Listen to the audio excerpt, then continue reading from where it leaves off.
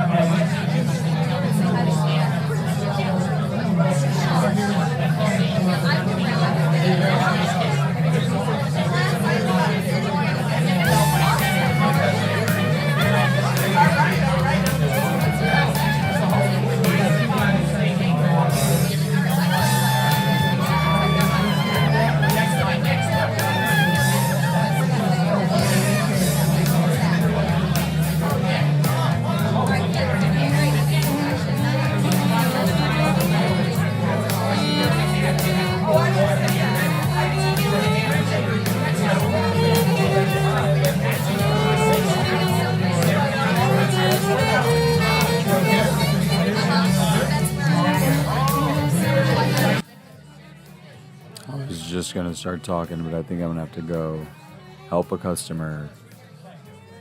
Trying to get the audio levels figured out here. We'll see. I'm keeping an eye on the cams. Wanted to wait for some viewers to hop in, but I don't want waiting room noise for the whole stream. Let's change up the scenes a little bit. Oh, wrong scene. How's it going, everybody? That's the scene I want. Just check in with what's going on with Yahoo.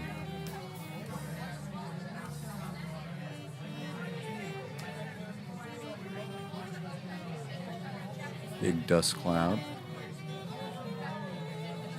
Cool.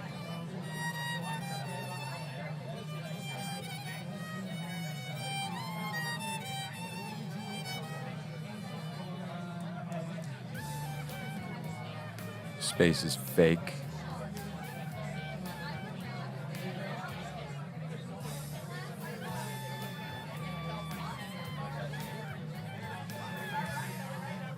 Uh-oh. More COVID.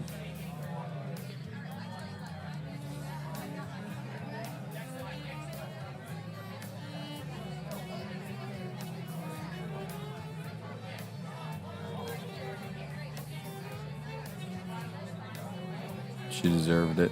She deserved it.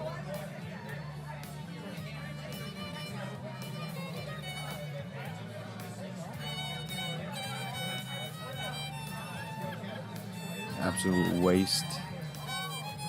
Another sign of the U.S. empire coming to a collapse.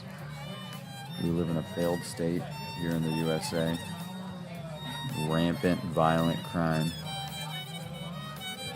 In third world, yeah, your environment will kill you, but at least you won't get violently murdered.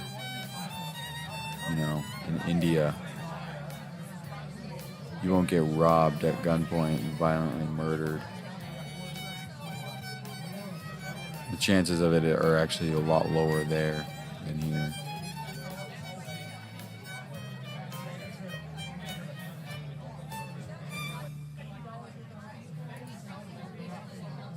This has been going around everywhere lately.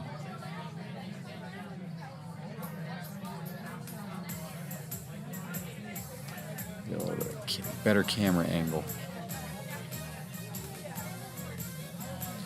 I'm gonna go back to waiting and see if any of this was even recording.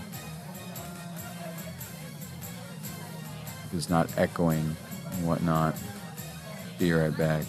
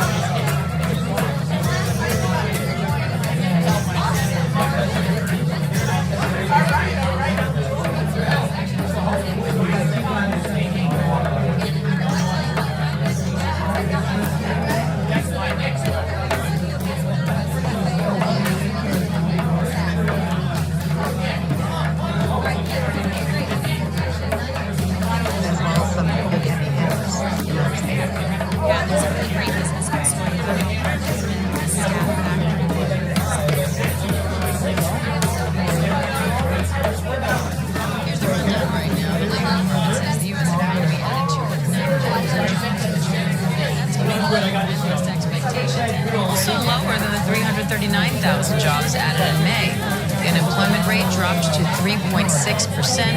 Month after month, hiring has also been defying expectations.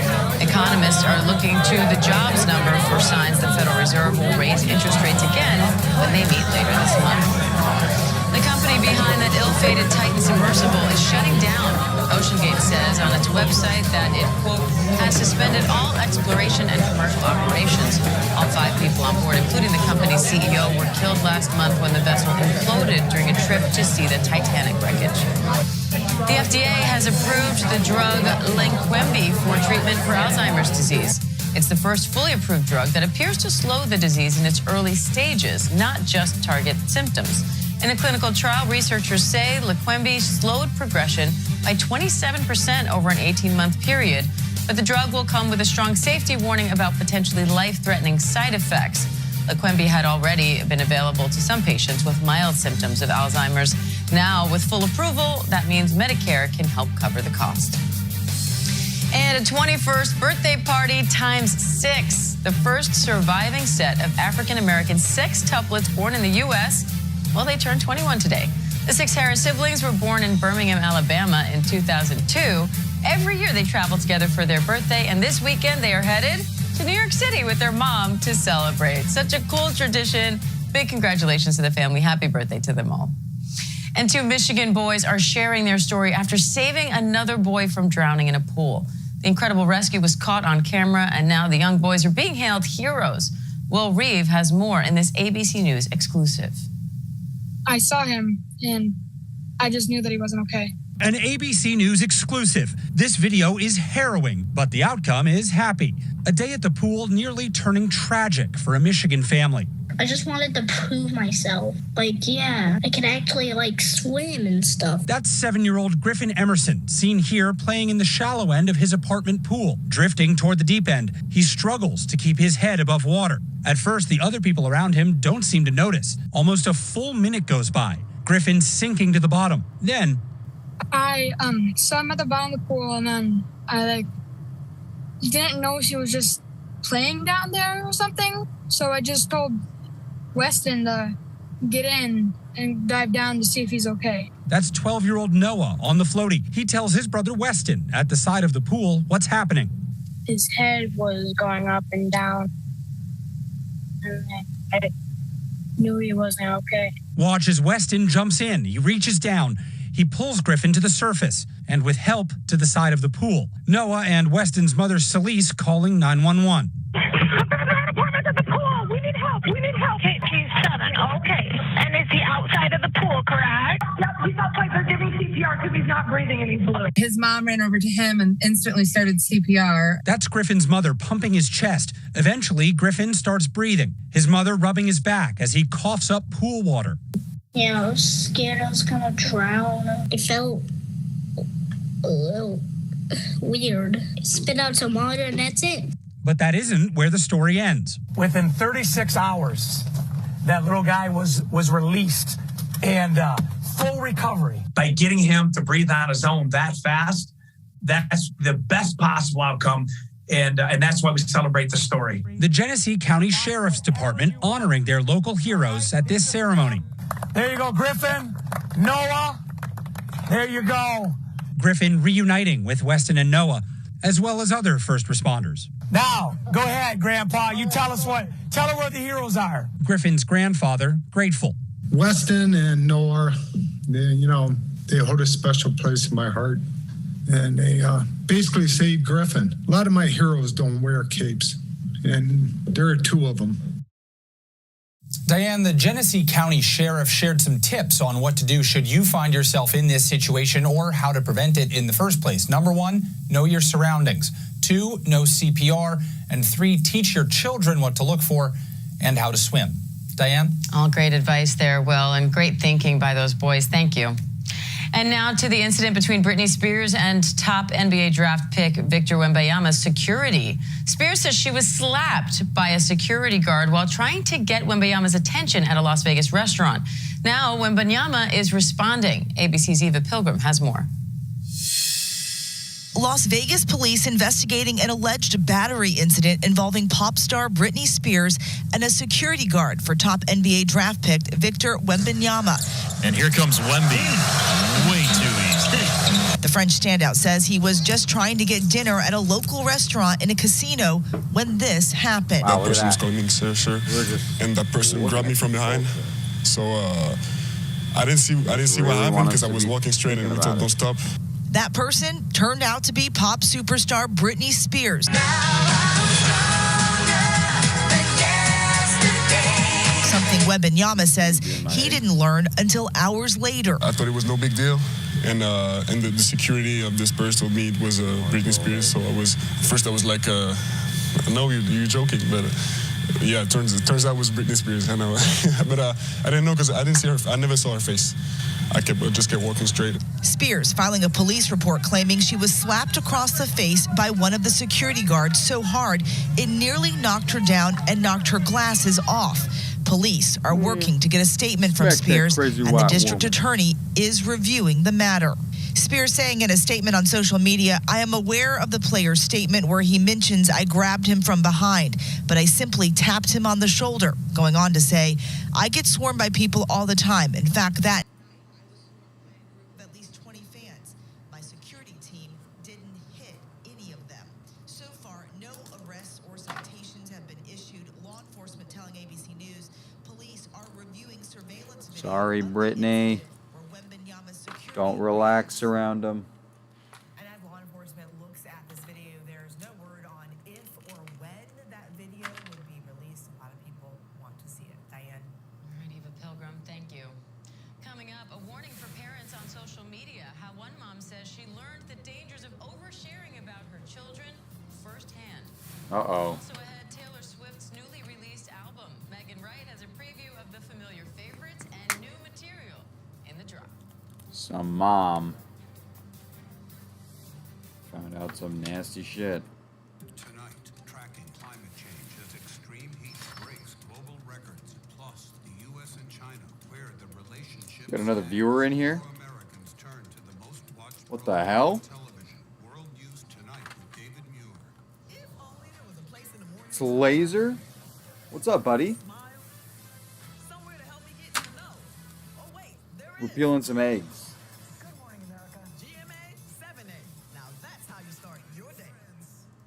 Starting Monday, GMA's live from. Go on, tell them, Robin and Lara. GMA is taking center court. Wimbledon. Very laggy. That's right. Robin and Lara are taking you way behind the scenes of tennis's biggest stage. And you know, we love ourselves some tennis. Oh, yes, Robin. Yes, Robin. The OGs. I think we're ready. It is time for Strawberries 3 and Wimbledon. Only on Good Morning. How's everybody? Is Stevie Champagne still around? Are you concerned that the Russians might use Still living with his dad? Sunday morning, Volodymyr Zelensky, the breaking new Martha Raddatz interview from inside Ukraine. Like me? Officials laid out Just like me? that they thought would end the war. Is that a scenario that is feasible? Sunday morning on ABC's This Week. We're honored ABC's 2020 winner of 3 Emmy Awards for Excellence. Thank you for making 2020 Friday night's most watched and most honored news magazine. Let me check on the audio. This was the craziest story. Amanda Lemon, Hollywood movie producer. Lola Kent, reality star. Vanderpump Rules. This is the juiciest time in reality show history. How could I not have been smarter? It was awful to everyone. This is certainly the underbelly of Hollywood. I have to put up a big fight. I do hope he gets what he deserves. The Randall scandal. Love, loathing, and Audio is good. Probably turn up the desktop a little bit. Surgery is so much about risk and reward. Women are getting risky procedures, turning to extreme measures to get Gotta go results. close the door of my Here in Mexico, I spent about $5,000. store. Here, it would have been about $18,000. Cheap doesn't always mean safe. Better to pay the $3 extra thousand or $4 and be safe than go over there and then something bad happens. My biggest fear is death. Is this something that could happen in the U.S.? Absolutely. This is Impact by Nightline, now streaming on Hulu. When I got sent to Idaho to cover the murders of 4 college students, it was a story that didn't make any sense. This is the story of savage murders, a determined small-town police force, and a scholar of crime. I'm King road killings. The full series is out now. Listen to every episode wherever you get your podcasts. A lot of eggs recently. Been eating more eggs. Welcome back. A California mom is issuing a warning for anyone who posts about their children online. Cody Elise says she What and her did this kids were broad enjoying have to sharing say? fun moments on social media when things took a dark turn. Our Elizabeth Schelsey has her story. For Cody, a single mom in California, the Single post started mama. as a way to entertain her 3 kids during the pandemic. She want a stepdad for those kids? I had started just doing some dances with my kids online to kind of pass the day. And pretty quickly, I started gaining some traction, getting a following. She found a community on Instagram and Facebook. We used to post 500 pictures a day, where she would share update after update about her family. I would kind of show the ins and outs of being a single mom. But it wasn't long before her social media presence took a dark turn after a video of her swapping places with her 5-year-old daughter went viral. I put my phone down after it posted. A couple hours later, checked it again. It was at 6 million views. And Ended the up on first thought 4chan. was how exciting it was. And then I opened the comments, and the comments were all inappropriate towards her. I was so disgusted. I immediately What were deleted they? the video, deleted every video of them on the page, and haven't really looked back. Even after wiping every picture What were the of her kids comments? from the internet, she says their school address was leaked and her family started to receive death threats. I would have gone in to it more prepared, Uh-oh. possibly A with giant a suit of RV. armor, and would never Let me go have check posted this my out. kids, ever. It's a lesson Cam Barrett says she wishes her mom had learned. When Cam was young, her private life was thrown into the public domain. My mom kind of made like my first MySpace account with me. I think that was like my first introduction to like social media, but like as a child, I didn't know better, so I kind of think I like used it more as like a toy. A toy that soon turned into a digital scrapbook for her mom. She would just post paragraphs about like Yeah, they'll figure it what out. I was doing. Cam's mom I wish you shared guys could moments see that were the deeply security. personal, from her first period to photos of her in a bikini as a child, and this moment after Cam was in a car accident. She was right there taking pictures when I'm like strapped to the gurney and I have a neck brace on, and it's like I needed a hand to hold, but like it was like a camera put in my face instead. And so like I think that was the moment I realized I was just like, I don't know, I kind of felt like a product almost, because it just was like, it's like I needed my mom in that moment. Posting snowballed into an addiction for her mom, while Cam endured bullying online. There would be so many people commenting, being like, why is she always sick? Like, what's really wrong with her? Like, is there actually anything wrong with her? It's probably just her anxiety. My mom would make me, like, her profile picture, Fibromyalgia. she would get, like, comments from older men. She didn't know better. You know, the internet was so new to her generation. Parenting expert Leah Plunkett is Boomer. the author of Shareithood. She says posting online is now an extension of families' everyday lives. The online world is and can be and will continue to be super fun. But she says many parents aren't Super aware of fun, just who yeah. can see their posts. You really have Go on Live Leak.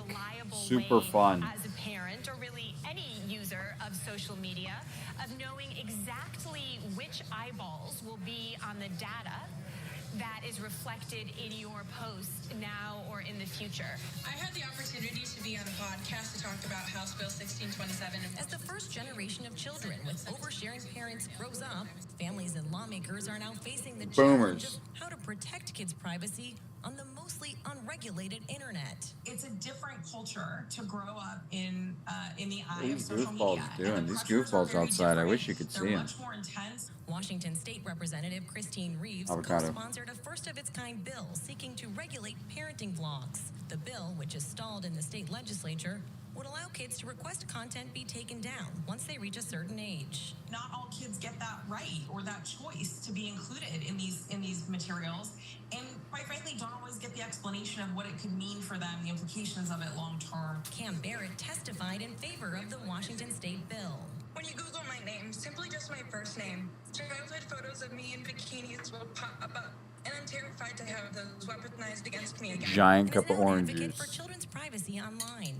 When I did get on TikTok. I had no intentions of like being a creator or being an advocate for anything. I desperately just want a second chance at life. And people were really like receptive to that. And a lot of people resonated with that. And so that's kind of how like my platform got built. If you do have to include your kids, blur their faces, show the back of them.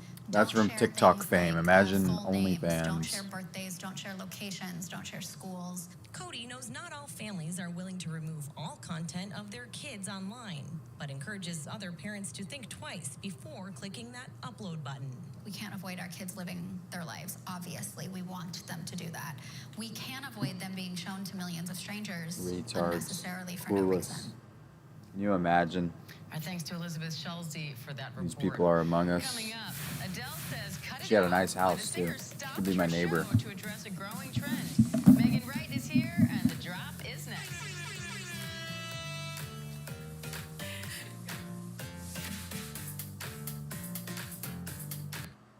When I got sent to Idaho to cover the murders of 4 college students, it was a story that didn't make any sense. 4 students stabbed to death in their beds while 2 roommates were home. You gotta think to yourself, okay, he's the target, and how many people would a man go through to get to his target? I'm Kana Whitworth with ABC News. This is the story of savage murders, a determined small-town police force, and a scholar of crime. This is the King Road Killings. The full series is out now. Listen to every episode wherever you get your podcasts. Bring them on. If only there was a place in the morning to start my day. With a smile, somewhere to help me get in the know. A place as spectacular as well for me. I think we might know a place, right guys? Oh wait, there is. Good morning, America. GMA, 7A, every day. Boom, boom, boom. Good morning, Michael. Good morning, Robin. Good morning, America. How are you? Boom. Now that's how you start your day, people. All right, here we go. Ready? Let's do it. Yes, it's the show America wants and America needs right now. This is What Would You Do? Let's go. How are you? Can I hug you? Yeah. So what will you be watching Be right back. Saturdays on ABC News Live? What would you do? Hey, I guess I just found out. The What Would You Do Marathon, 2 to 6 Eastern, every Saturday on ABC News Live.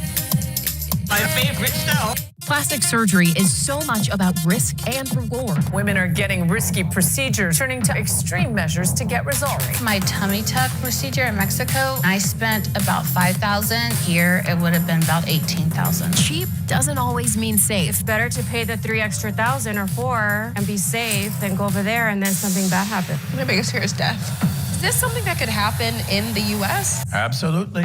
This is Impact by Nightline, now streaming on Hulu. Tonight, tracking climate change as extreme heat breaks global records. Plus, the U.S. and China, where the relationship stands. More Americans turn to the most watched program on television. World News Tonight with David Muir. With so much at stake in our world right now, we wanted to thank you for your trust and for making ABC News America's #1 news. And thank you for making ABC News Live America's #1 streaming news. ABC News, America's #1 news source. Reporting from Des Moines, Iowa, I'm Alex Verche. Wherever the story is, we'll tease live.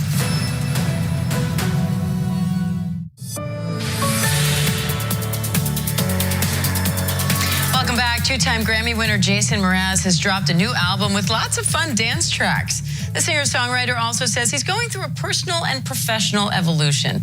He sat down with ABC News' LZ Granderson to talk about his music, life, and what he wants to do next. Well, you done me in your bed, I felt it. I was basically just talking about life's beat me down more than once. I tried to be chill, but you're so hot that I melted. I fell right through the cracks. And now I'm trying to get back. Before the cool done run out, I'll be giving it my bestest. The moment Jason Mraz's soothing I'm Yours melody was released 15 years ago, millions were hooked. With more than 1 billion streams on Spotify, it remains a top song of choice for weddings and celebrations of love everywhere. The crown jewel for a lot of people, obviously, is I'm Yours. Where were you when that was coming together? The space I was in was make me an instrument. I was saying to that great unknown, make me an instrument, I'm yours. The Grammy-winning singer-songwriter who just turned 46 is riding high upon the release of his latest album. How did you come up with the title, The Mystical, Magical, Rhythmical, Radical Ride? Yes. And I cannot say that fast. Awesome. Mystical, magical, rhythmical, radical ride is life. It's the ride we're on. It's cyclical, you know? The album is in part inspired by Mraz's favorite musical icons, Donna Summer, the Bee Gees, and Michael Jackson. I've been around a long time. I've seen fun, I've seen, irreverent, I've seen passionate, I've seen theatrical. All right. All of a sudden, you're dancing with men, you got flowers in your mouth, you're shaking your butt for the camera, and I go, who's this dude? All right. I gotta dance. You can't write a song, I feel like dancing, and then not really dance. My kind of magic is automatic. I feel like dancing. Mraz says he's grown more comfortable with vulnerability and personal expression over the years, leaving behind his conservative hometown in Virginia.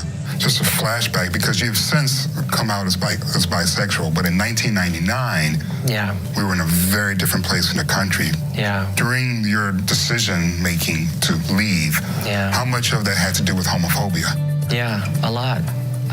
I love my parents, but they're the last people I'd want to come out in front of. But now, in my adult life, they're the most supportive people. But when I was young, The fuck is this little weirdo? it was not something Never heard of this guy. pursuing those curiosities. Trying to get some gay clout? Mraz never looked back, evolving and blossoming in Southern California ever since, with even bigger When you guys to dreams see my of pursuing a breakfast. career in theater. What would be your dream role? Some years ago, about 5 years ago, I had a chance to do a short run with Sarah Bareilles in Waitress, and I did about 111 shows, 4 months, and it was so much fun. Honestly, part of the, I feel like, dancing revolution that I'm going through is to hopefully catch the eyes of I can't watch this shit. With 8 studio albums under his belt, Mraz says his journey as a human being is far from over. And so what I hope is that I'm Blomfberg, save me. And Twitter has reportedly threatened to sue Meta Platforms over the launch of its new Thread app. An attorney for Twitter accused Meta of unlawful use of its trade secrets and intellectual property. Look at this massive orange juice. I think that's a new elixir This hour, I'm Steve Rappaport. This is Bloomberg. of youth. It's the future.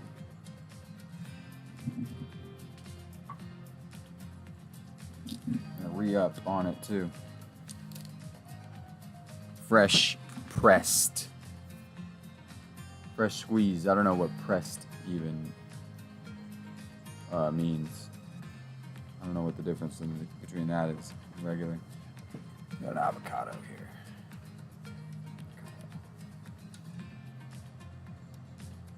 Cut it with a fucking plastic knife. Look at my eggs first.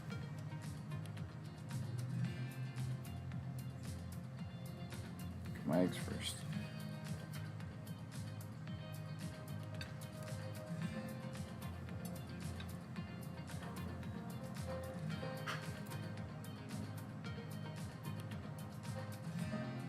These eggs were boiled 2 hours ago.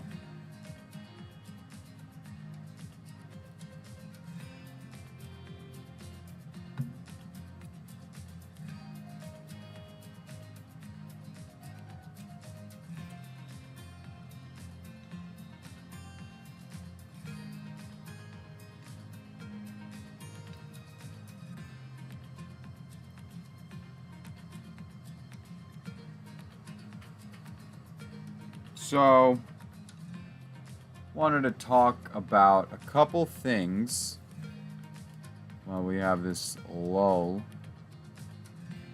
No business out there. Got a book idea. I got a couple of ideas. Got a book idea. Title of the book is Goyslop, the Jewish takeover of America's food supply. That's the subtitle. And I mean, you could guess what the subject of that book would be. It's going to be a research book. It's not like a novel or anything. And we need some help writing it. Anybody who's willing to help, I'll credit you.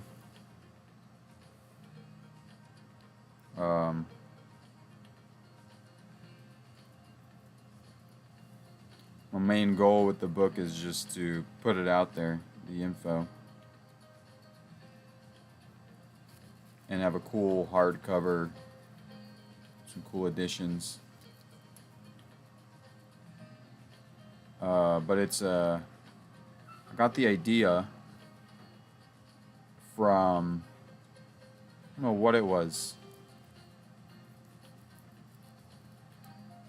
Just over the years, people saying the word goy slop really resonated with me. Made me think about what I'm eating. To Bloomberg Markets with Paul Sweeney on Bloomberg Radio. Just making a mess with this avocado. But I want to talk in the book about. I'll turn this whore down.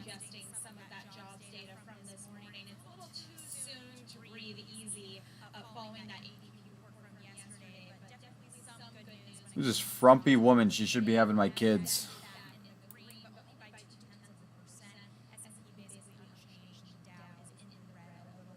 Talking about the goddamn S&P. What does she know about the S&P?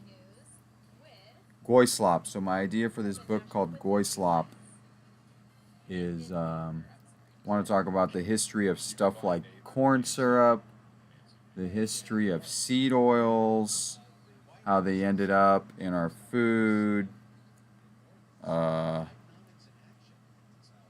perpetrators who made it get into our food. You get the idea from the name. Just want to highlight what's going on exactly and how to avoid it. And I can tell you how to avoid it. Just look at the ingredients. The three main things you want to avoid are, first and foremost, corn syrup, high fructose, and regular, fucking any type of corn syrup. Avoid that like it's a, like it's a known carcinogen. Which, by the way, sucralose is a known carcinogen now. It's being classified as a carcinogen. So any zero sugar drink has a fucking known carcinogen in it, sucralose. And avoid that. Any artificial sweeteners are also bad. High fructose corn syrup, number one. Number two, vegetable oils. So like seed oils. Any type of seed oil. Vegetable oil, seed oil. Might have a customer coming up here. Funny enough, one of the oils that is not bad is avocado oil. And olive oil is good. Extra virgin. Stay away from canola oil. And sunflower seed oil, corn oil, any type of vegetable oil.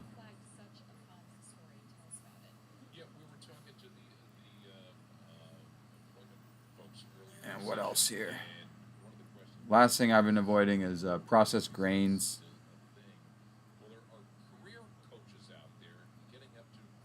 So like bread, shit like that. I had a tortilla last night, so Because I had a burrito. I had a Chipotle burrito. Because it's hard.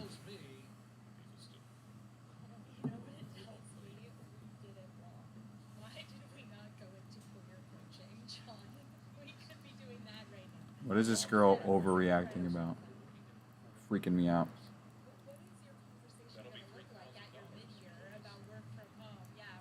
Oh, this avocado is a mess. I got a fucking mosquito buzzing around here. Gotta cover my food now. This sucks.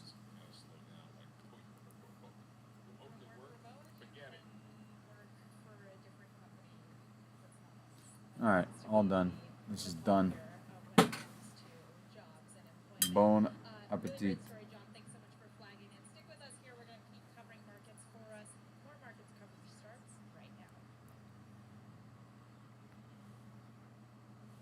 One avocado, 7 eggs.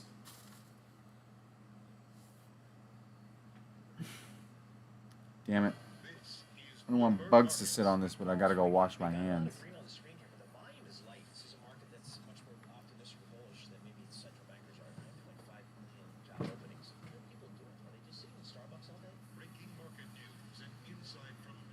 Get a napkin.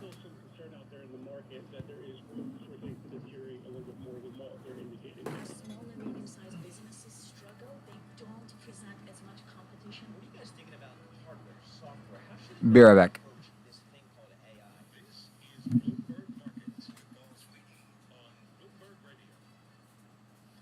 Happy Friday, everyone. I'm Madison Mills here with John Tucker in for Paul Sweeney, who is out at the shore today. Seeing a little bit more green on your screen here. The NASDAQ up by almost 0.2%. The S&P basically unchanged. The Dow is still in the red here for us. We're going to continue for you here on our show. But first off, we're going to check on the news.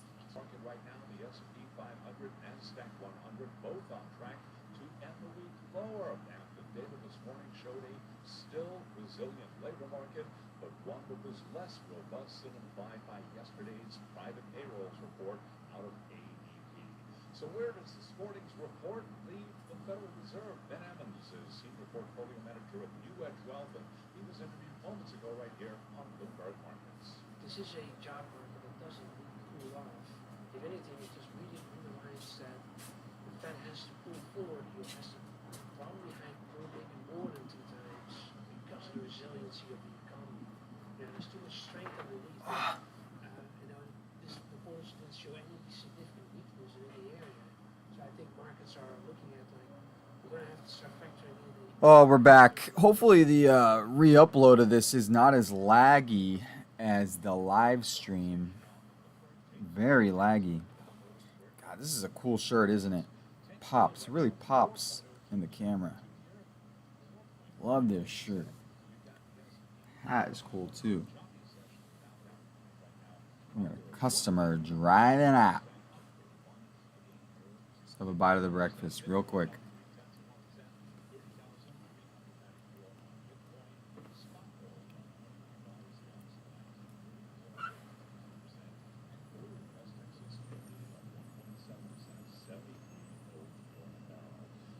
Strauss shares, they are down now by about 6%. Levi lowering its guidance for the full year, citing weakness in its wholesale business and increasingly price-sensitive shoppers.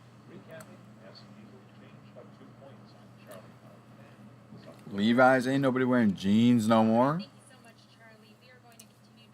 Shorts, baby.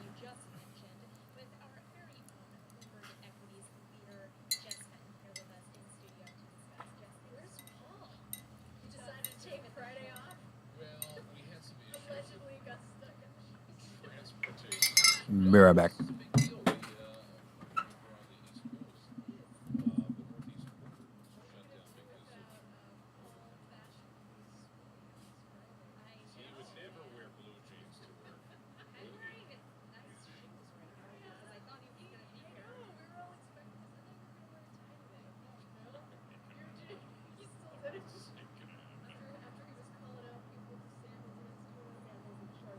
Me and JT in the studio together for 3 hours. I love it. It's a party on this Friday. I know. Well, we'll keep bringing you in throughout, obviously. But just talk to me about what's up with the trend. Yes,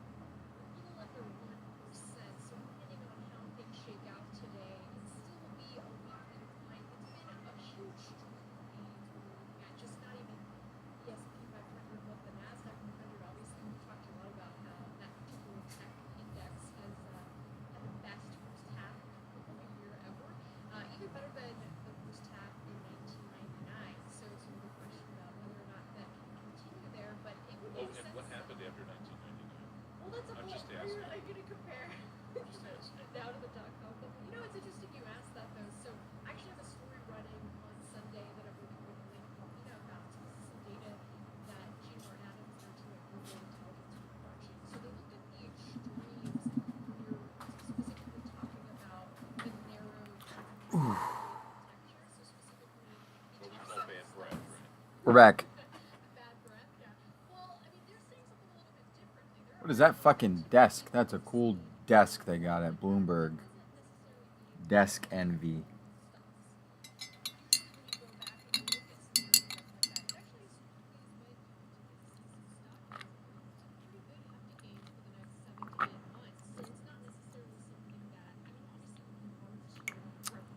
Look like a cancer patient in big shirts.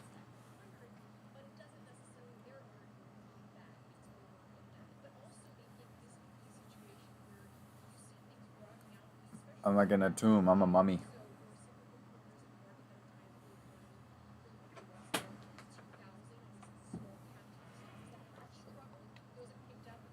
No chat. Chat is dead.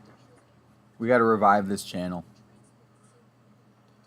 So anyways, I want to write that book on about food. Don't know how long it would be. I got to partition out the chapters. Right now, the three main culprits in my brain are corn syrup, seed oils, and processed grains. And honestly, just the less ingredients, the better on your food. You know, if it wasn't for fucking orange juice, it wasn't for our... this is what we got. This is why I've got so much fresh squeezed orange juice.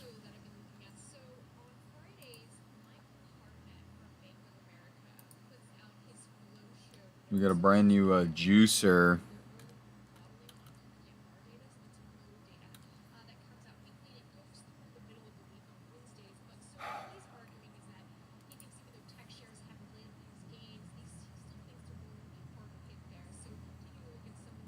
One of these fucking things.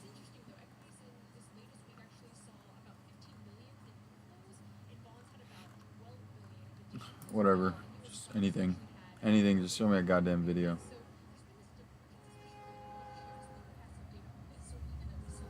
No. It's not a Z06. We got the all-in-one, which is, I don't know the model name. What an absolute fucking travesty. What is going on here? This fucking doofus again. Just show me the machine, man. It's a juicer. Okay, go fuck yourself, dude. Okay, this is it.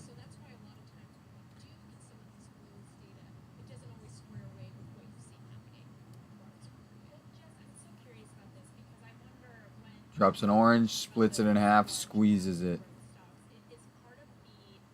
I don't put no limes or nothing in there. Mine doesn't have this either. Well, that thing's like fucking pushing out water. Mine does not push out water either. It did this morning, but I dumped that. Yeah, oranges go up here. Splits it. Juices it. Fresh.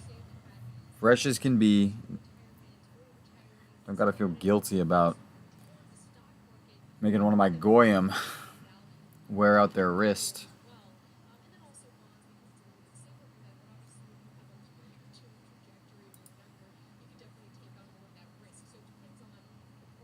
Machine was like $8,000 though.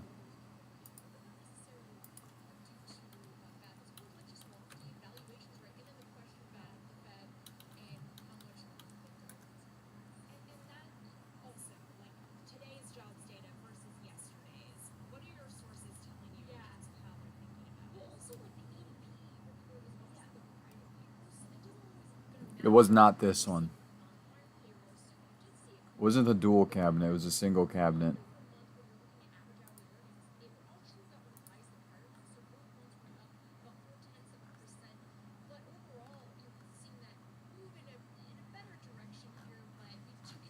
Whatever. It was like $8,000.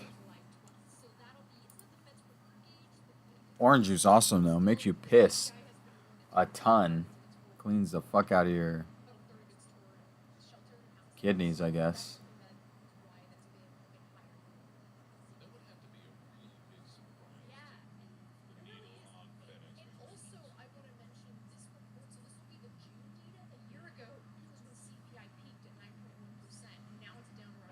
Look at that desk. What is that? Looks like a spaceship.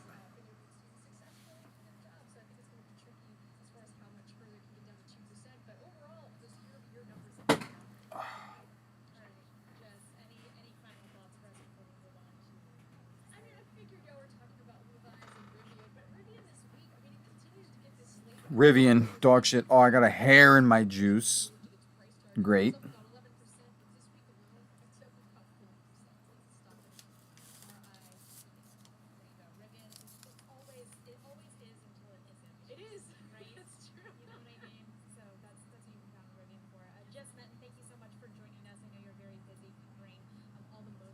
Got it out.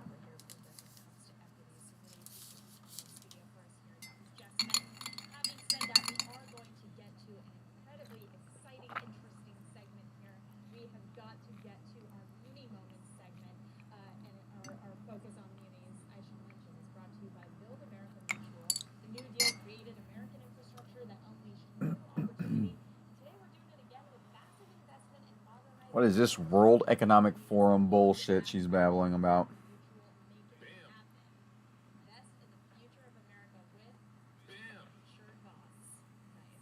all sit together in Princeton, you know, because I see Ira Jersey in the background. It's like, that's one exciting section. That's an exciting section. I agree. And we're going to go over there right now. We've got Eric Kazatsky with us. He is a senior municipal strategist. My snowball.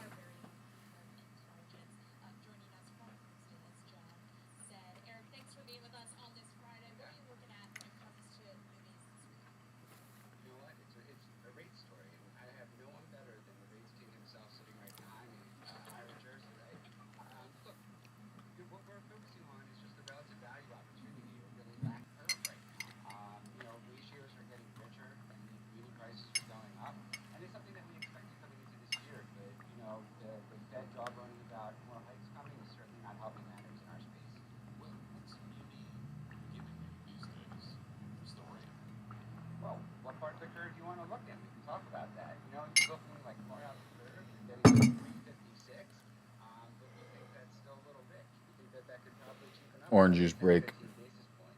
Orange juice. I think it's a fountain of youth. We're going to do a case study. I'll be drinking a shit ton of orange juice. We'll see the effects on my body.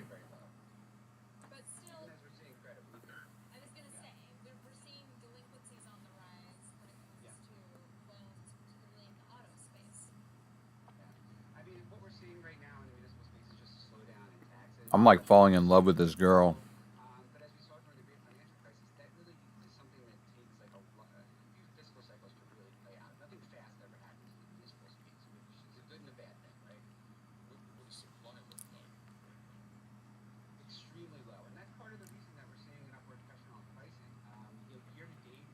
My amigo just came in and bought 2 donuts, 2 things of those 6-pack donuts, a Pepsi, and a can of chew. The can of chew is probably the healthiest goddamn thing he bought. I almost, want to show him my breakfast. So look, man, you got to prepare some eggs. Wake up 10 minutes earlier. Boil some eggs.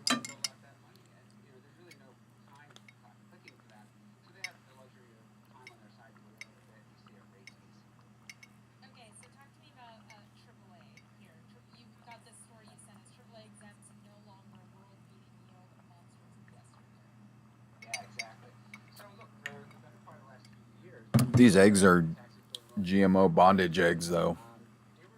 I gotta get Whole Foods.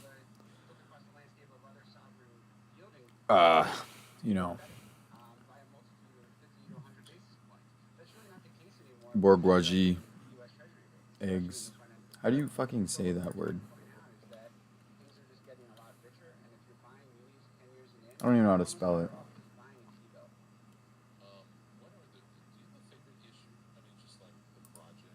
That's actually Borg is actually a word. Fuck. There it is. Bourgeoisie.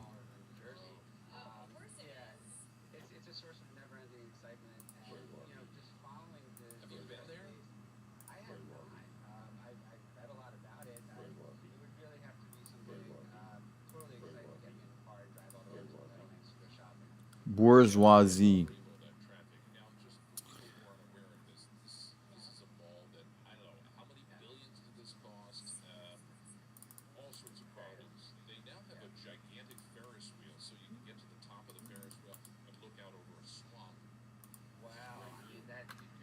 Proletariat is a poor people, right?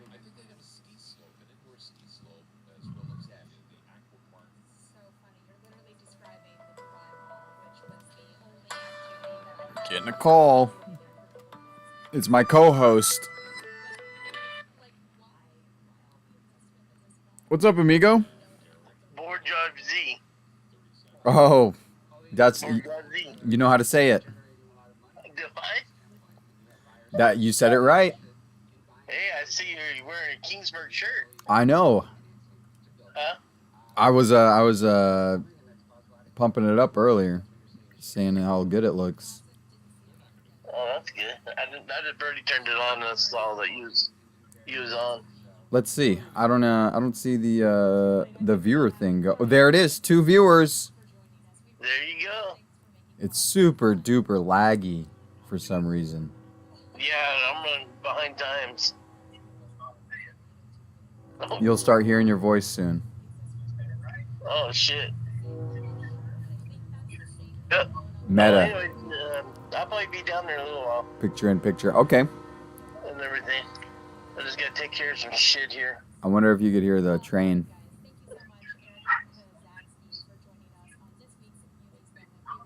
It's early. What are you doing up? My cat wakes me up early. Dude, I get woken up by my sweat. Oh, dude. Well, thanks for advertising it on YouTube. Oh yeah.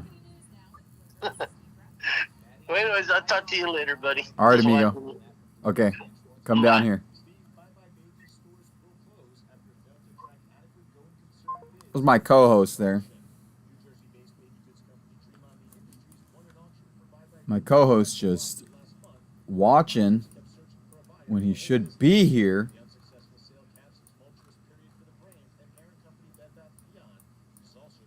You ought to be here right now. Fill in some of this dead air. What the fuck was I even calling bourgeoisie?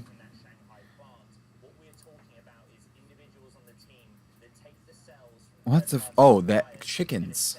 I want to get some bourgeoisie chickens from Whole Foods.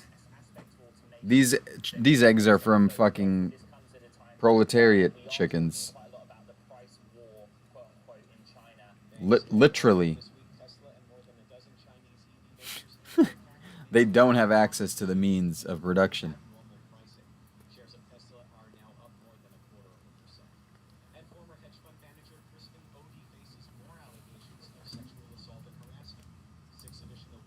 Uh-oh.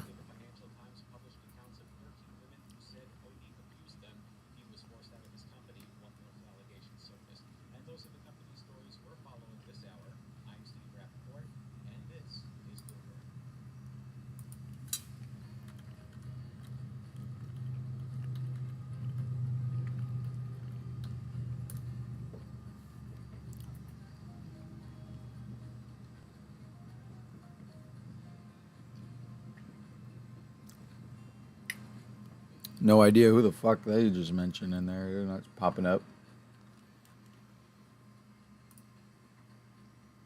Wanted to see what he looked like.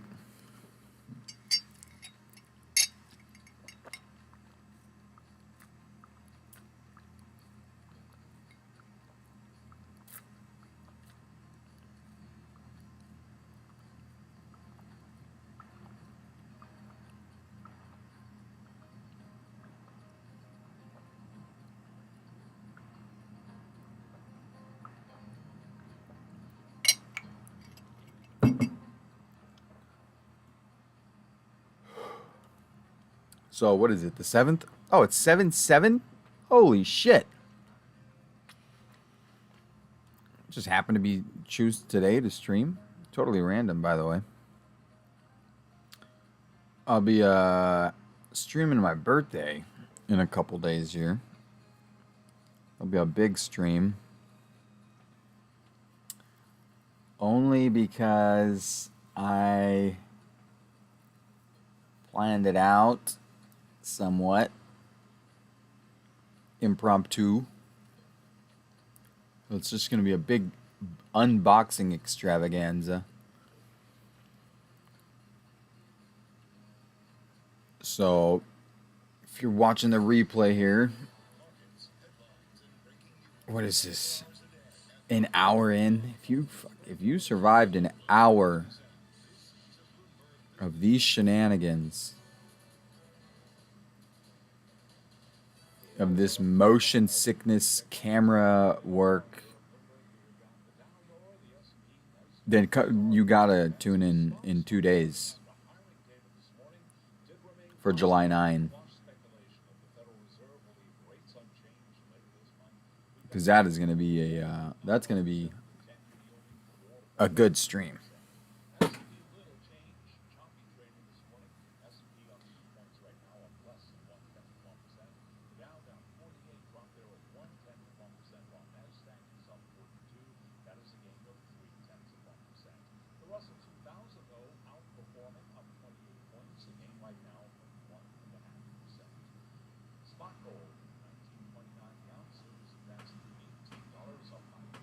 We should do some live research for the book. 3 main topics for the book. Corn syrup so far. Corn syrup, processed grain, seed oil. I need more shit, like, GMOs. That's gonna be a big one.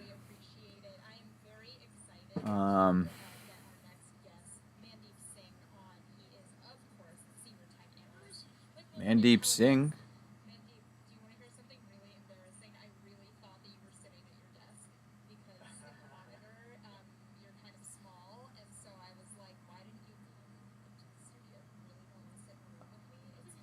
Oh my god, I'd do anything to sit in a room with you, sweetheart.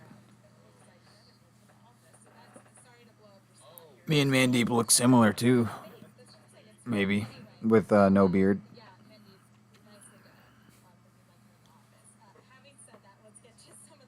God, look at her desk. Fuck. What are you looking at when it comes to Meta's Twitter clone here? John and I were just talking about it. It's doing pretty well, yeah? Well, 50 million, and you know whose record is set to break? ChatGPT's, because it took ChatGPT almost 2 months to get to 100 million monthly active users. Guess what? At this pace, This guy looks like he should be walking me through how to troubleshoot my Windows XP. Looks like my cousin back in Tajikistan.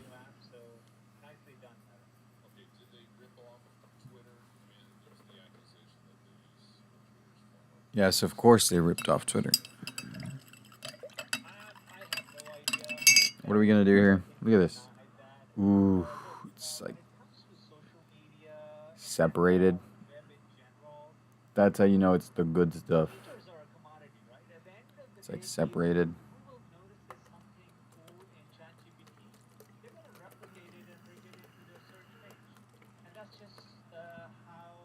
Mix it up, mix it up. Should I just drink it in here? Nah. Plastics. Also gotta avoid plastics. Gotta have a fucking chapter on food packaging too. Plastic packaging and xenoestrogen seepage. Alright. Pray to God this does not spill. Pray to Allah. Allahu Akbar. Pray to Yeshua. Pray to Jehovah. Don't spill. Please don't spill. Sweet. Perfect. Oh, fuck. Bunch of drips. God damn it.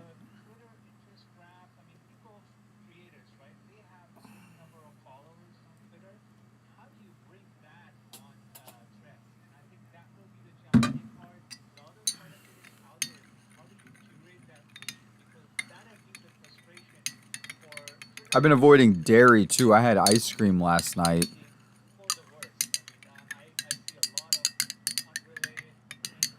Just because I had it laying around from the 4th of July barbecue. And now I feel guilty every time I eat something bad. Not only guilt, you got to replace the guilt with disgust. When you start changing the way you word stuff, rhetoric can really shift the way you see stuff. You know, rhetoric can be a great lens filter to really highlight shit that you otherwise wouldn't pay attention to, I guess. Goy slop. Like before, I would just see your standard goy slop laying around and just think about the, you know, satiating the surface cravings that I would be having for salt or for, you know, sugar. But then, you know, you read the fucking labels. It's chemical poisons. Once you start reading the labels, that also kind of kills your appetite. It'll yeah, it'll quench the craving. Just look at the label. Again, maltodextrin, sucralose, hydrogenated, fucking nitro, whatever the fuck. It's like, what the hell, man? Is this what it takes to make something, you know, cherry flavored?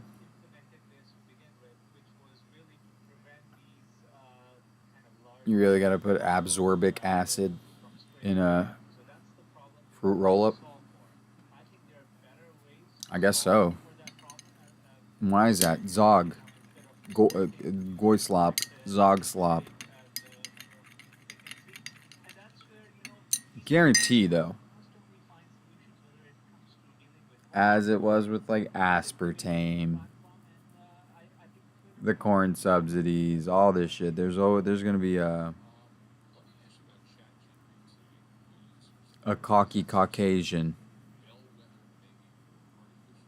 at the helm. Cocky Caucasian, I like that. Eminem. I do not got the patience for these cocky Caucasians. Oh, he was talking about the label. His label, the execs called them cocky Caucasians. Initially, I wanted to laugh at that and ridicule him. But then, you think about it, cocky Caucasian, CC, third letter of the alphabet, 3-3, Freemason shit, Jewish shit, you know, maybe, you know, the schizo in me likes to believe there's a reason Eminem chose the words that he did to describe the execs that he was tired of, that he was losing patience with. I just do not got the patience for these cocky Caucasians.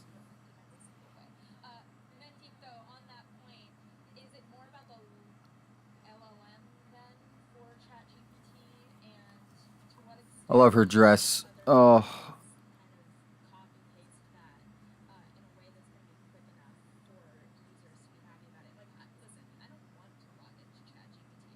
What's going on with her chin? She's breaking out. She's under a lot of stress.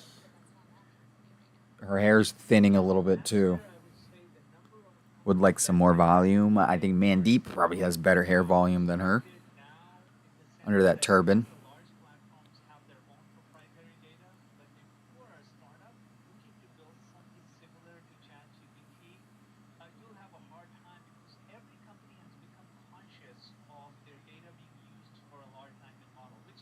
Been torn up by mosquitoes. Malaria's going around. I gotta be fucking careful. Man, we are nowhere near even halfway done with our breakfast. 1, 2, 3, 4. Yeah. Still have 4.5 eggs.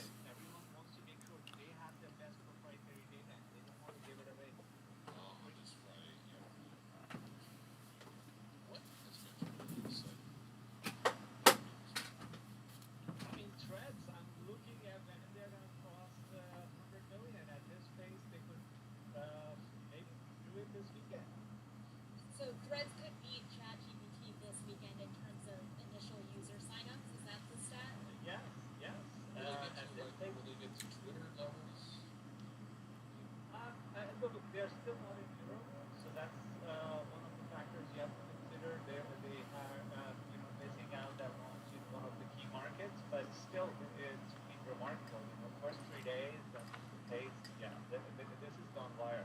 I mean, I finally gave it last night and downloaded it because I have Yeah, to. lock the handle. Lock the handle. Lock the handle, and also, like, I have to do it, but I'm really annoyed that I have to do it on another social media platform. What a challenge for me. What a hard life. All right, Mandeep Singh from Bloomberg Intelligence. Thank you so much, as always, for joining us. That was Mandeep Singh, our I don't even think about locking my handle. Whatever. Who cares? Now we're going to head to D.C., get some world and national news with Nathan Hager. Madison Treasury Secretary Janet Yellen says competition with China should not be winner take all. Yellen met today with China's Premier Li Qiang after encouraging U.S. businesses. First they sent Abe Blinken, or Anthony Blinken, to China. Now they're sending Janet Yellen.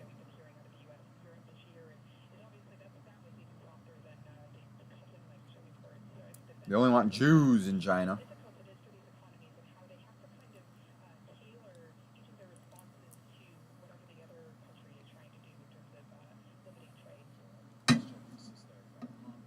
Back here in Washington, House Republicans are demanding more information from the Secret Service about the cocaine found in the rescue last weekend. House Oversight Chair James Comer sent a letter today to Secret Service Director Michael Chu asking for a staff-wide briefing, saying the discovery is a shameful moment in White House history. The White House says President Biden is determined to get to the bottom of it.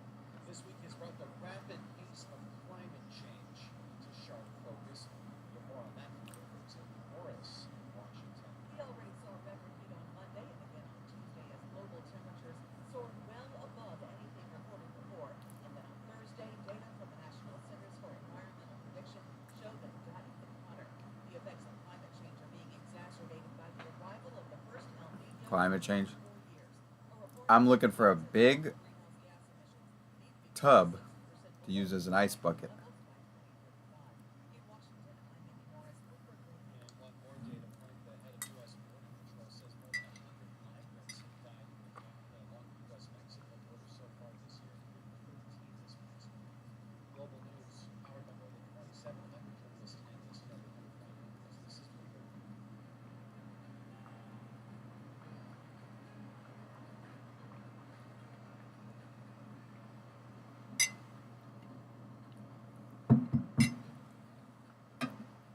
Just watching the cameras here.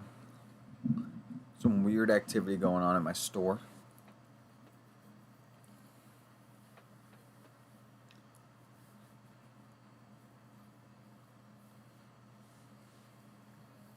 Really got to set up. In the future, we will have the ability to view those cams on stream. And there will be a 24-hour live stream of the new store.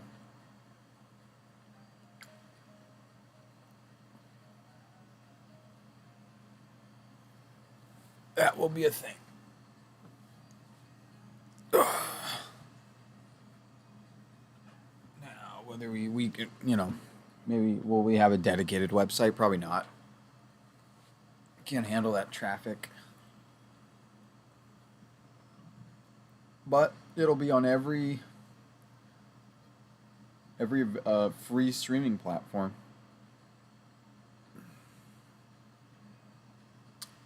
That place can be wired from the ground up, to our specification. I can fucking wire up a server room in the back if I want. Beyond my expertise. The sky's the limit with that place. We're making a new place. I got the plans right up there. The blueprints.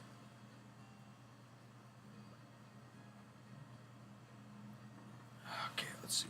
Zoom in here.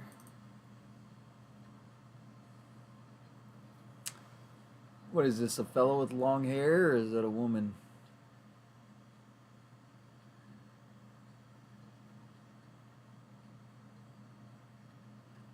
Yeah, I honestly cannot even tell. I want to say it's a woman. It was a woman.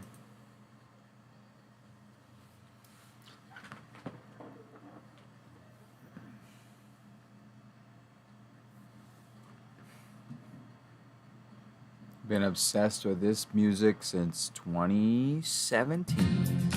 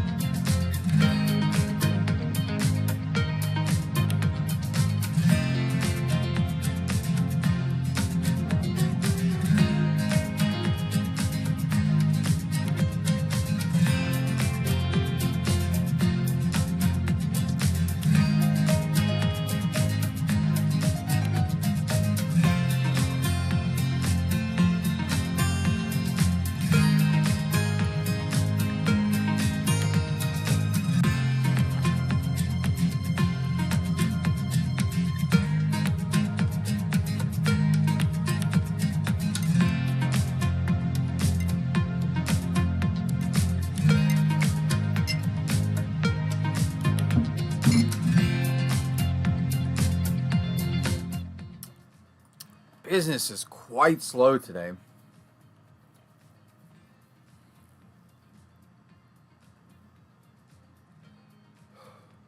As is expected, I guess.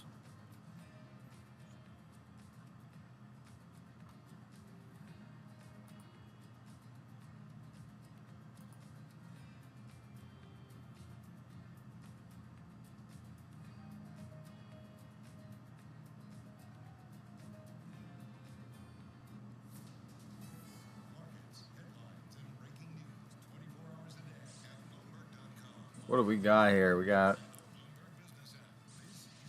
3.5 eggs.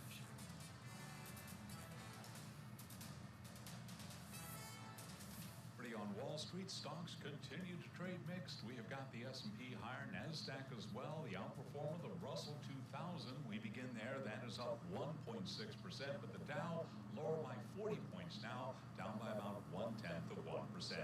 Hiring data did remain high enough to quash speculation that the Federal Reserve will leave rates unchanged later this month.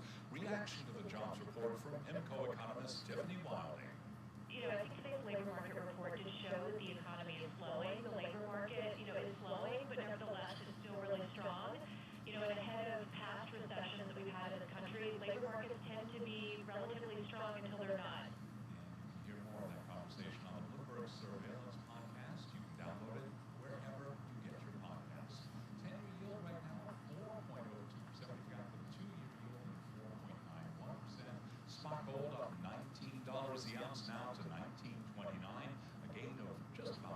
West Texas Intermediate crude oil up 1.7%, 73.01 a barrel, and Bitcoin up 0.1%, 30,347 on Bitcoin. Bottom line here, we are looking at Bitcoin's flat. lower by 43 points, down 0.1%. On the S&P is trading higher now by about 0.1%. Tesla shares up 0.5%. Sources tell Bloomberg Tesla is laying off some battery production workers at its Shanghai plant amid a bruising price war in China that has seen manufacturers across the board heavily discount cars. Recapping the 10-year yield, 4.0%, the 2-year 4.91%. Mixed markets on this Friday. I'm Charlie. How about that? Is a Bloomberg Business Flash. All right, thank you so much, Charlie, as always. Just want to run through some headlines. Got a lot of notes to search. Thinking about searching the notes on my birthday instead. But the unboxing is going to take so fucking long. It's going to take like an hour or two. It's a lot. It's a lot of fucking boxes.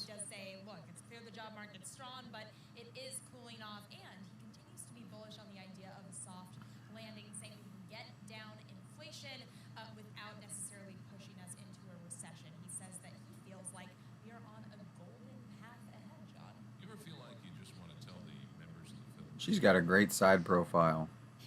I never feel that way. It never would have happened with Paul Volcker. He's like such a tight rein on what it matters. Yeah. You're going to do what I tell you. Well, it is funny to see. Well, I wish she was 10 years younger. I suggest Alan Greenspan, I should say, but yeah. You're not enjoying seeing them No, fight I in think the it adds to, most professional way. I think it adds to. I'm all about disclosure, that sort of thing, but I think this just adds to mishmash. Confuses it.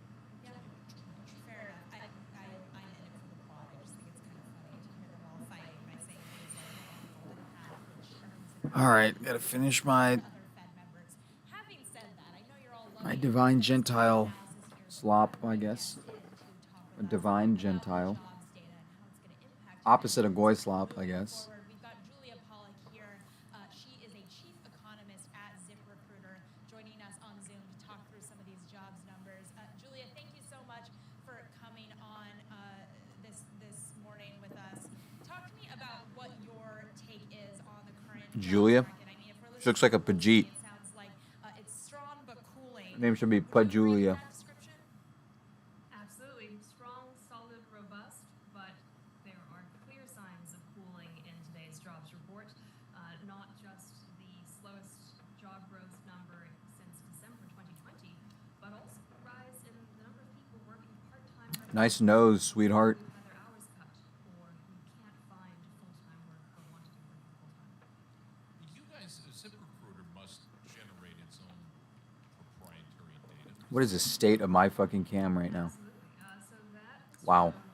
That's what I look like. decline in online job postings than even in BLS reported jobs data. But Turn the webcam off. in June. So we also saw We got June, but even 3 eggs left. It's getting kind of difficult. and that the Fed's interest rate hikes are starting to bite. We're getting gassy. We're getting tummy rumblings. Like to be hiring more to be a bit more 7 eggs and an avocado. What about wages? What data show? So wage growth in job postings has also slowed. In 2022, the share of job titles that saw average wage increases over the year was 3 times higher than the share that saw declines. Just kidding. This time around, we're actually seeing more job titles show lower average posted wages in job postings than gains. Yeah, it's so important to watch, and our Bloomberg economics team puts it really well that they still anticipate a recession coming in the second half of 2023, so anytime now, and they say that you start to see those cracks in the labor market about 2 to 3 quarters after a recession officially begins. So Julia, I wonder if when you're looking at the data, does it feel to you like this is just the beginning of the tidal wave of recessionary impacts on the jobs market, or is it something less intense than that?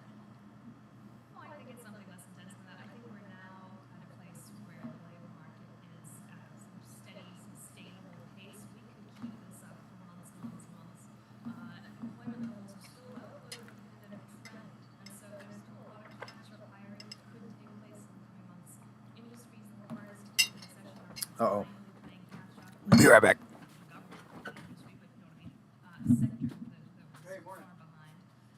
So I think there are lots of reasons to be bullish on this labor market still. And then we also just had an almost 15% return in the stock market year to date, and a rebound in consumer confidence. All of those things could bode well for job growth in the future. There are huge risks, don't get me wrong, but I don't think we necessarily are in a bad place. I put this question to just about every guest we had today. I'll put it to you. Which is where the employers have the leverage or the employees? It very much depends on the industry you're talking about. Goods-related industries like retail, transportation, and warehousing, workers there have seen a large decline in their leverage. That's because consumers are spending back on goods and services. Tech is still a glaring weak spot in this economy, with far fewer jobs than before the pandemic and more layoffs than before the pandemic. Can I talk to you a little bit about your new hire survey that you include in your note here? I love talking about employees ghosting their employers. Do you know about this, John? There's an increase in employees ghosting potential employers after getting job offers. Julia, what do you think of that? Be right back. And how widespread is this starting to get? So in this survey of over 2,000 recently hired Americans, there's still plenty of sign that workers are confident and that they have a lot of leverage. So much so that they don't need to behave well necessarily. They are using. They're still getting pretty big wage increases. They're still getting attractive offers, and they're still applying for jobs frequently. The other thing that they're seeing is that companies have made huge improvements in their recruiting and hiring processes since the pandemic. They have made those far more mobile friendly. They've also adopted more automated tools. That's the likely explanation for the increase in the share of workers who are getting really quick responses to their applications. I think many companies have automated that system and will tell people right away whether they're likely to get a job. Real quick, can they still work from home or is that changing? Work from home has stabilized at around 28% of all work days in America, up from 5% before the pandemic. There are industries where you are seeing a bit of a pullback now, but on the whole, it's still very, very steady. Yeah, and really quickly, I just want to mention, because we have to leave it there, job seekers look like in your survey they're becoming more pessimistic across the board about current labor market conditions and the medium-term economic outlook, which is certainly something that I feel myself and most of my friends here. Julia Pollack, thank you so much for joining us. That was a great conversation. Oh my God, of course I am. You always got me worried. We work in media, John. We're never safe. Julia Pollack is the chief economist at ZipRecruiter. Thank you so much for joining us. We're going to continue to cover the markets for you here. And all the Fed speaking, Goolsby saying the Fed is on the path to curb inflation. This is Bloomberg. Let's get some company news with Bloomberg's Steve Brown. Twitter puts Meta on notice of possible legal action over the launch of its new Threads app. Bloomberg's Abigail Doolittle reports. Alex Spiro, Twitter's lawyer, known as being super aggressive, basically said that Meta has hired dozens of former Twitter employees who may have access to confidential information. They're threatening that trade secrets lawsuit, saying that they will strictly enforce its intellectual property rights, its highly confidential information. It's very difficult for this sort of plaintiff to succeed. Oh, yeah. Gotta go do propane, boyos. Duty calls as a goyim. Maybe we could shift the cam. In a reply to a tweet about a potential lawsuit, Elon Musk wrote, "Competition is fine, cheating is not." Japanese pharmaceutical company Eisai has won full FDA approval for a breakthrough drug to treat Alzheimer's disease. You guys get to see me. Cure Alzheimer's, but it's the first drug to slow the progression of a disease that affects roughly 6 million Americans. The FDA's blessing comes with catches, though. You get to watch me out there. Okay. Here I go. Those side effects. Eisai shares closed 4.7% lower in Tokyo. And if you missed that spirited discussion a little while ago, career coaches have a new stream of revenue brought on by the COVID-19 pandemic. Some are charging as much as $3,000 to help people find remote-only jobs. Many companies, as we've seen, have scaled back or eliminated work-from-home policies altogether. But data from LinkedIn shows job advertising full-time remote work attracted half of all applicants on the platform in the month of May. Those are the company stories we're following this hour. I'm Steve Rappaport, and this is Bloomberg.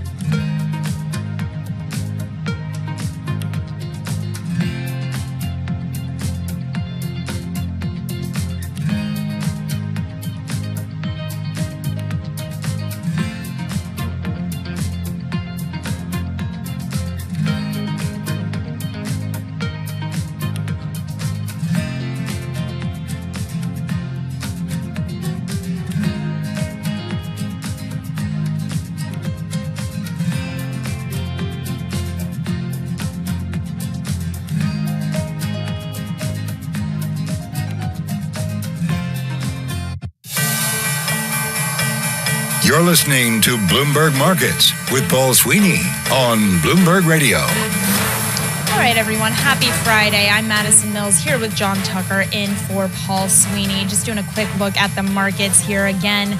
Not a lot of volume going on today. The NASDAQ, however, up by 0.3% right now. The biggest gainer when it comes to equity is S&P up by barely, basically unchanged, and the Dow still staying in the red, down by about 0.2%. We're going to continue to cover markets for you here, but first we're going to check on some world and national news with Nathan Hager. Madison, this is Bidenomics at work. It's President Biden's reaction to the June payrolls report. It did come in a bit weaker than economists expected, but still above 200,000 jobs added on the top line. Acting Labor Secretary Julie Su is highlighting the 3.6% unemployment rate. Many predictions were that it would not get below 4% right after the pandemic induced economic crisis for a long time, and these policies have defied that. And in fact, we've seen less than 4% unemployment for 17 consecutive months now, which is the longest duration since the 1960s. Acting Labor Secretary Julie Su joined us earlier on Bloomberg Radio and Television. We're going to get more from Secretary Su this afternoon on Bloomberg Sound On. That starts in a little more than an hour, 1 p.m. Wall Street time, right here on Bloomberg Radio. Ukrainian President Volodymyr Zelensky is continuing his diplomatic push ahead of next week's NATO Leaders Summit in Lithuania. Zelensky met today with the Czech Prime Minister. He's sitting down with Turkey's president as well. Ukraine's Finance Minister Serhiy Barchenko says Kiev is confident they will find a path into NATO. 86% of Ukraine citizens are eager to be part of NATO. It's our choice. Also, President Zelensky mentions that we expect our alliance will invite Ukraine to join. Finance Minister Marchenko spoke earlier on Bloomberg Television. NATO Secretary General Jens Stoltenberg says next week's Leaders Summit will include a major support package for Ukraine, but no membership yet. A cargo ship fire that has already claimed 2 New Jersey firefighters' lives is burning for a third day. Tom Wilker is president of Gallagher Marine Systems, which represents the Italian-flagged Grande Costa d'Avorio. Currently, the vessel is stable with a list to starboard side. We're continuing to monitor the status of the vessel, and actions are planned to mitigate further listing as necessary. The Port Authority says multiple fires are burning on the ship's upper deck, so they could keep burning for several more days. Global news, 24 hours a day, powered by more than 2,700 journalists and analysts in over 120 countries. I'm Nathan Hager in Washington. This is Bloomberg. Madison and John. Thank you so much, Nathan Hager. We appreciate it. Guys, we're going to talk about a really important story here that I love. This is from Justin Fox. He's a Bloomberg opinion columnist. Young men are gaming more. The question is, does that mean they're working less? The pandemic accelerating gaming time for young men. Guess what the average hourly or daily hours spent is? Where they sit in front of a computer screen and do video games. Yeah. It scares me to even think of it. We're up to 2 hours. Really? Yeah, we're up to 2 hours. But having said that, it's increased across the board John. They're not doing. Are they doing this at work or somewhere else? Well, this is the question of the story, which is the ability to play video games more often because the 20 to 24 year age group of young men is lagging behind both teenagers and prime age workers when it comes to job market recovery. You haven't been a teenage girl if you haven't had to sit and watch a man play video games, John. So you're right. I have not been a teenage girl. This is an experience you haven't been personally impacted by, I imagine. The amazing thing in this story, he cites the Bureau of Labor Statistics annual American Time Use Survey. Yeah. I didn't know there was such a thing. Oh, there is. No, this was really interesting actually during the pandemic to look at because just obviously increased time like on TV and on your phones, complete plummet in people going out. But yeah, looks like the return of video game playing is still beating out even TV watching amongst this age group. Really freaky. I know this is true, but watching other people play video games, that's also a thing. All right, John. Thank you so much for that shout out. We're going to continue to cover markets for you right here on Bloomberg Radio. Madison Mills and John Tucker. More markets coverage starts right now. Cool.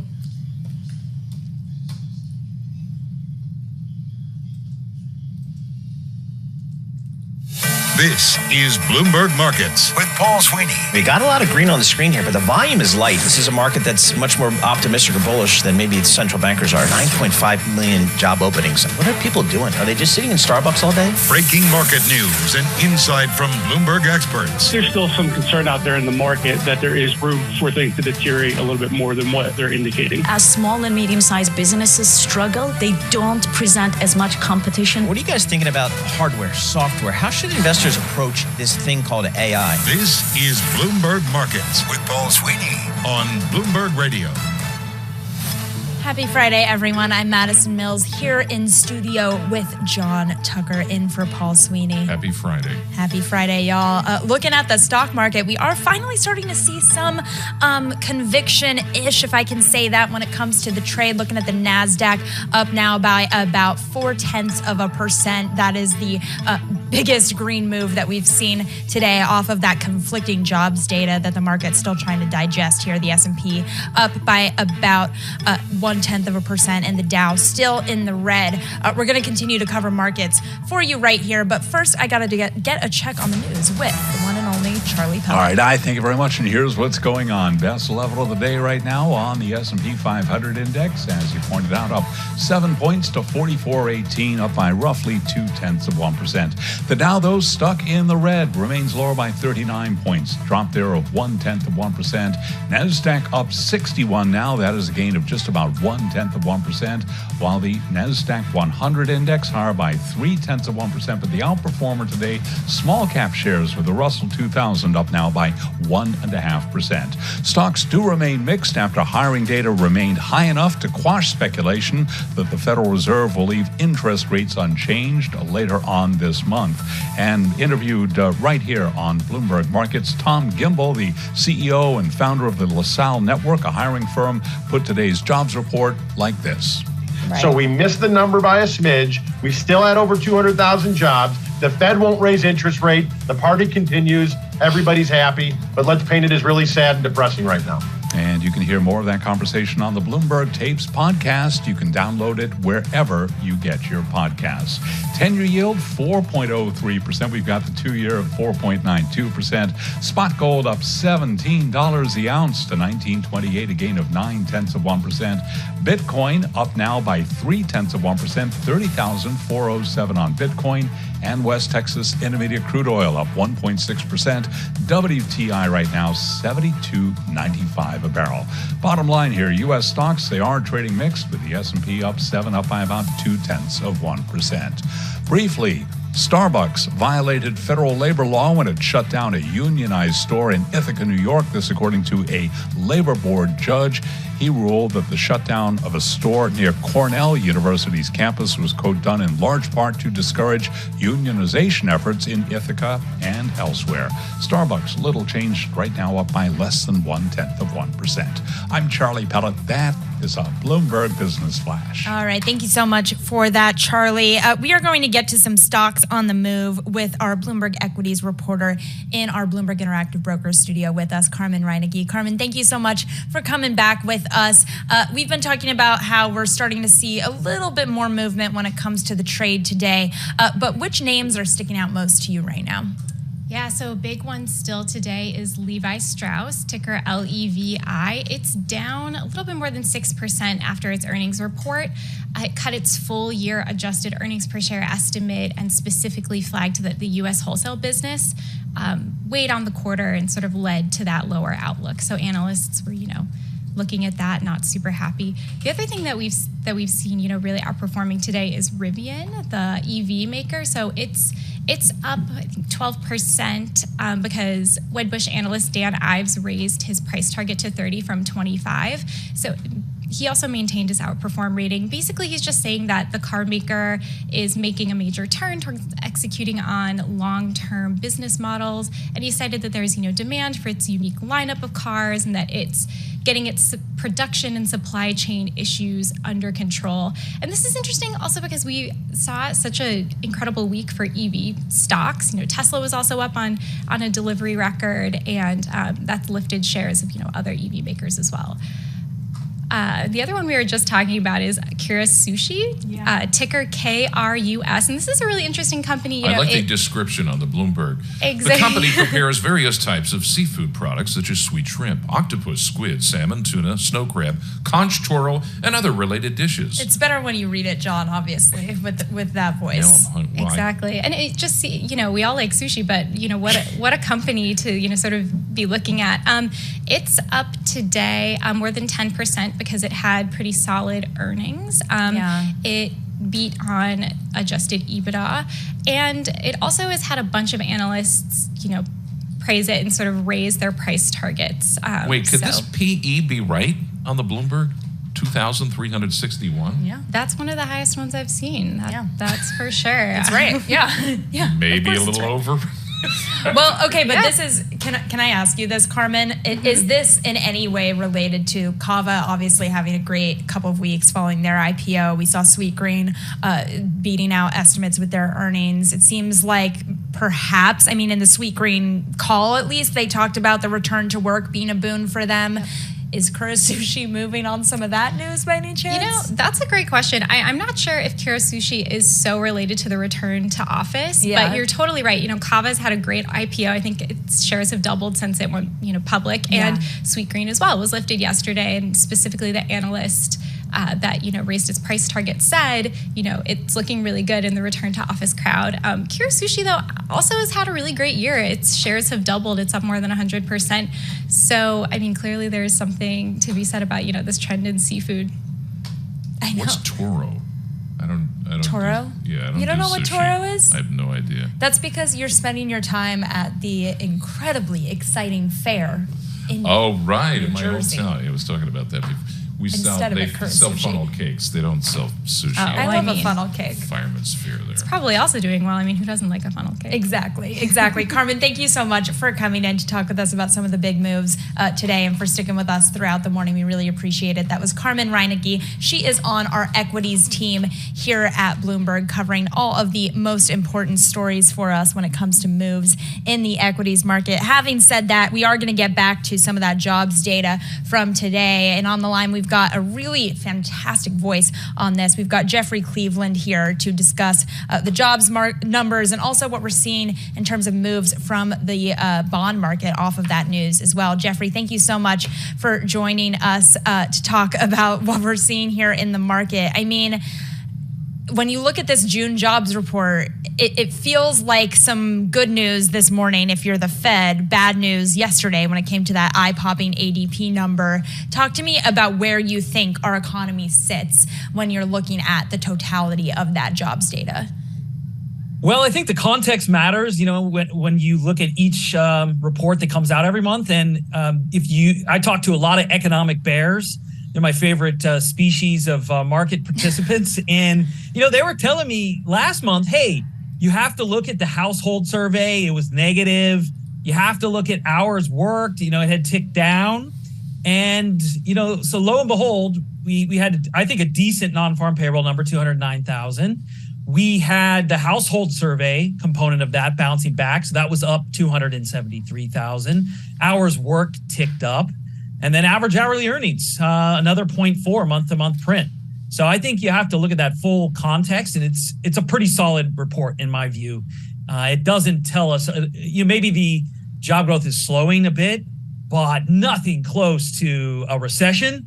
And I even hesitate to call slowing. I mean, we're still adding over 200,000 jobs in the latest number. That 3-month average of non-farm payroll, still 240, 250K. It's really solid. We only need like 100,000 jobs per month just to keep the unemployment rate where it is. So if you're getting over 200,000, it's pretty good. All right. So what does it tell us about the stickiness of inflation? Well, I think if you're a policymaker, you're going to look at two things here. You're going to look at that 3.6% unemployment rate, and you're going to conclude that the risks are still toward inflation pressure. That's an unemployment rate that's very low. So we have very tight labor markets. I think you heard Powell last week. He said the goal for the Fed was to get the labor market in better supply-demand balance. And a 3.6% unemployment rate, it's really tight conditions. And then the second thing you'd look at, I think, would be average hourly earnings. Again, 0.4% month to month. So I've been hearing from a lot of the bears, job growth is going to roll over, and also wage growth is going to roll over any second now. And that's just not happening. It's not playing out here. So I think this keeps the Fed on track to hike. We think they will hike in July at the July meeting. And we think they're on an every other meeting hiking pace right now. So that would imply skipping September and hiking again in November. So we get to 550 by year end on Fed funds. What's so interesting to me is that the data and the Fed moves and the market moves are all over the place, but also the vibes of us regular folks out in the world. We just talked with an economist from ZipRecruiter who talked to us about how the majority of job seekers are feeling this pinch of market conditions, and they feel that they should take the first job that they're offered because they're so concerned with the economy. From where you sit, Jeffrey, does that square with what's actually going to happen in the economy? And what do you make of the feeling of anxiety with American workers, given that we continue to get these great jobs numbers?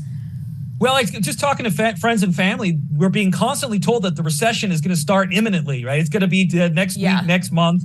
We've been hearing that for a better part of a year now, really since last June. So if that is what the average person is hearing, I can understand a little bit of consternation. The data, though, the macro data doesn't really bear that out. I mean, in terms of labor demand, still very, very high. Job openings hanging out around 10 million. So we're still seeing pretty good labor demand. Now, it's down from the peak where we had extreme amount of labor demand, but it's still high relative to other cycles. So I still think it's a pretty good time to be in the market looking for a job. I think we also saw that with the quits data tick back up for May. Yeah, we saw that was the Payton and Regal chart of the week, if anyone's interested in checking that out. We just compared quits, this cycle are still well above what we saw at any point really in the 2010s. So I still think it's a better environment now. And that's good news for someone who's looking for a job or is in the labor market. It's a better environment than it was for much of the 2010s. So that's good. I don't want to get too geeky, but there was an economist, Rudy Dornbush. Among other things, he said that when things turn, they turn pretty quickly. Do you get a sense of that? Yeah, we always say the unemployment rate is a good example of this. It falls like a feather and it rises like a rocket. So you can see looking at the unemployment rate chart, that exact story. So that's why we're always on guard looking at things just for the early hints and the early signs.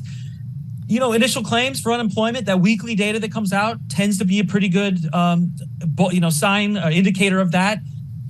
It ticked up recently, but it's been hanging out. I would say for the last 3 or 4 months, around 240,000 in the weekly claims data. So it's moved up. It's indicative of a slower job growth, but it's nothing worrisome. I don't think. I also think payrolls. It gets a lot of pushback, and people say, "Oh, it's a lagging indicator," but in real time, we're getting data for last month, for June. We're getting it released here, 7 days into the month. It's a pretty good real-time indicator from a bond market economist perspective. Always have relied on that. And as I started the segment, 244,000, the 3-month moving average of non-farm payroll growth, is a pretty good indicator of where we are. It's slowed down, so growth has slowed from a year ago, 6 months ago, but still very solid job growth. So you're a bond market. He's a bond market economist. So that means you are a pessimist, does it not? I'm supposed to be. Yeah, I'm supposed to be out here telling you that, inflation's rolling over. It's time to buy bonds, extend duration. But I would like to think that I'm objective. I'm just looking at the data here. Yeah. We're very far from the Fed's target on inflation. Yeah. The unemployment rate is very low. And I think their bias from policymakers is going to be to keep hiking. So that's going to keep putting pressure on front end yields. So yesterday we did see 2-year yields creep above 5%, which makes sense to me. We're back below this morning. I think we'll move back above at some point. The Fed's got 2 more rate hikes. That's got to face the facts here. So that's what bond market participants have to face, those facts. Don't fight the Fed. Okay, well, since you brought it up, I got to talk to you about the yield curve, because we are seeing a little bit of a moderation when it comes to the 2s, 10s inversion. Are you thinking that the bond market is seeing something that the Fed isn't when it comes to where this economy is going? I go talk to our traders on the trading floor. They would tell you, yes, the bond market, bond investors are smart. Right. And maybe they are. But you think about the yield curve. I've always loved looking at the yield curve, but it can have long lags to when it actually signals a downturn. So I remember this very well if you go back to, say, the 2006 era. If you were looking at the yield curve, you started to get concerned, but the recession didn't begin until end of 2007. Mm-hmm. So people tend to go early if they just focus on the yield curve. So that's the thing. It could be long lags. It's not to ignore the yield curve. You got to look at, there's information there, but it could be long lags. I also think there's some unique features this time. I mean, inflation is higher than it has been at any time really in the last 40 years. Yeah. So in typical business cycles, you haven't really had to think about what's going on in the front end. Why is the front end so high? The front end is high in yield because the Fed is trying to stamp out inflation. I think the bond market has a bit different forecast for inflation than we do.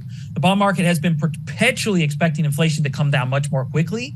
And so maybe that's the reason why 5-year yields and 10-year yields have been a bit lower. So as you pointed out, in the last day or so, the long end even moved up. It's been and crazy. I think that's a recognition of the fact that, hey, things are, the economy's in better shape. We're not getting that recession everyone advertised. Yeah. Inflation is a bit more sticky. The Fed is going to be higher and maybe higher for longer. And that does tend to have some impact on 5 and 10-year yields. And maybe a soft landing, you think? Yeah, this morning one of my colleagues pinged me. He said, this is Goldilocks. This is a soft landing report. We've got a very low unemployment. We've got a little bit of a slowdown in job growth. So it's possible. We wrote a piece at the beginning of the year. We said the case for a soft landing. It may not be the base case, but it's something everyone should think about. So we're leaning towards that. What in this I don't think was really a soft landing was probably the average hourly earnings, because that's still coming in a little bit hot. But remember if that the unemployment rate stays low as job openings come down, that's your soft landing. That's you think about the beverage curve kind of relationship. You get an easing of labor demand, and the unemployment rate doesn't rise. That's your soft landing. So it's possible with the 3.6 unemployment rate. We're on track for it. I wouldn't rule it out. Now, keep in mind, Madison, the Goldilocks story that had 3 bears in it. Well, where are you? Because we got like 20 seconds left. Because I'm interested in anecdotal. What's the local economy there? I'm looking out the window. Where are you? This is downtown LA. I don't know if you can see in the background. You can probably see the Hollywood sign. So that's where Payton Regal is located. Actually, if you want to be bearish, the story that I would tell is I would say, hey, look at the plot on your Bloomberg terminal, the California unemployment rate. It bottomed out about a year ago at 3.9. It's at 4.5 right now. So it's risen 0.6 percentage points while, the unemployment rate nationwide is low. Got to run. And California's a big economy. So that's the world's bearish fourth largest there. Jeffrey Cleveland, Director and Chief Economist at Payton Regal. Thank you so much. This is Bloomberg. Let's get some company news with Bloomberg's Steve Rappaport. All right, starting with labor law. A judge rules that Starbucks violated federal laws when it shut down a unionized store in New York. Let's get more on that from Bloomberg's Kimberly Adams. A National Labor Relations Board judge concluded Starbucks shut down the store near Cornell University. I still got a lot of eggs to go, and I'm thoroughly not hungry no more.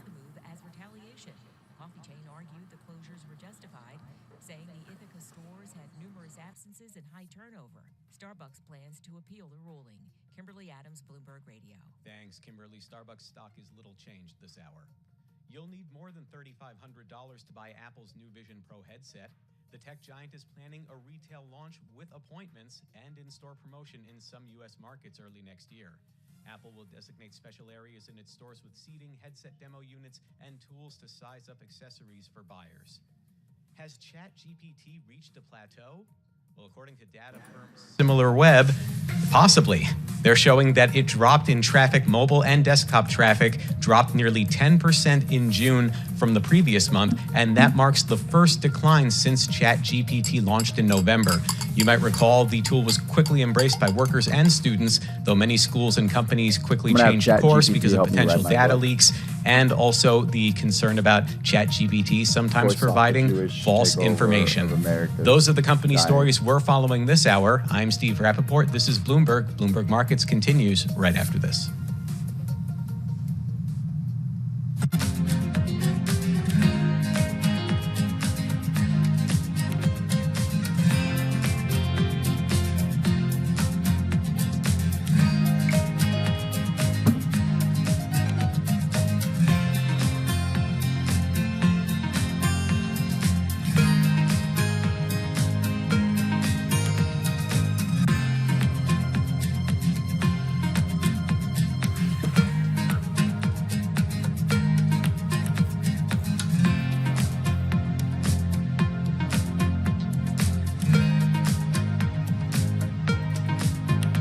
This is the most comfy cam.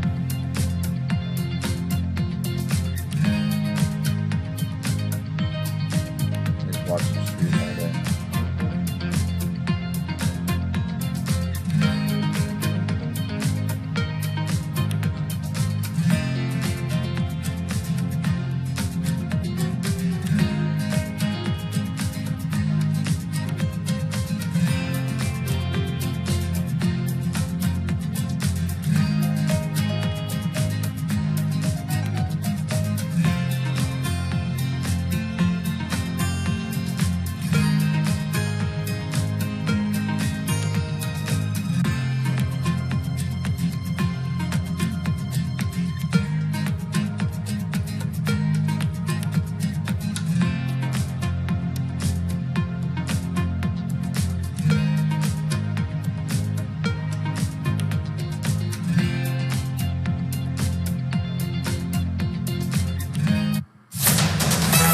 Markets, headlines, and breaking news 24 hours a day at Bloomberg.com, on Bloomberg Television, and the Bloomberg Business app. This is a Bloomberg Business Flash. It's 12:21 on Wall Street. We do check markets all day long at Bloomberg. We are looking at a mixed market right now with the Dow lower, little changed, well off session lows right now. We've got the S&P up 12, a gain there of 0.3%. NASDAQ higher by 75, a gain of 0.5%. And the Dow, by the way, now lower by 3 points, down less than 0.1%. The 10-year yield, 4.03%, but the 2-year, 4.91%. It is Jobs Friday. Hiring data remained high enough to quash speculation that the Federal Reserve will leave rates unchanged later on this month. Reaction to the jobs report from Jeffrey Cleveland, chief economist at Payden & Regal, who was interviewed moments ago right here on Bloomberg Markets. Maybe the job growth is slowing a bit, but nothing close to a recession. And I even hesitate to call slowing. I mean, we're still adding over 200,000 jobs in the latest number. That 3-month average of non-farm payroll, still 240, 250K. It's really solid. We only need like 100,000 jobs per month just to keep the unemployment rate where it is. So if you're getting over 200,000, it's pretty good. And again, the 10-year, 4.02%, with a 2-year, 4.91%. Spot gold up $18 the ounce, up by about 1%. West Texas Intermediate crude right now up 1.7%, $71.06 for a barrel of WTI. So again, recapping here, we're looking at a mixed market on this Jobs Friday, with the Dow Jones Industrial Average now lower by about 11 points. S&P higher by 10 for the S&P. That is a gain right now of just about 0.2%. I'm Charlie Pellet. That is a Bloomberg Business Flash. All right. Thank you so much, Charlie. Really appreciate it. We're going to continue to cover what's going on in the equity space. As Charlie mentioned, a little bit mixed reaction to that jobs non-farm payrolls number this morning as the market kind of digests what's going on here. Right now, we are going to speak with Phil Orlando. He is Chief Equity Market Strategist and Head of Client Portfolio Management. And he is on Zoom with us here to discuss. Phil, thank you so much for getting on the call with us here.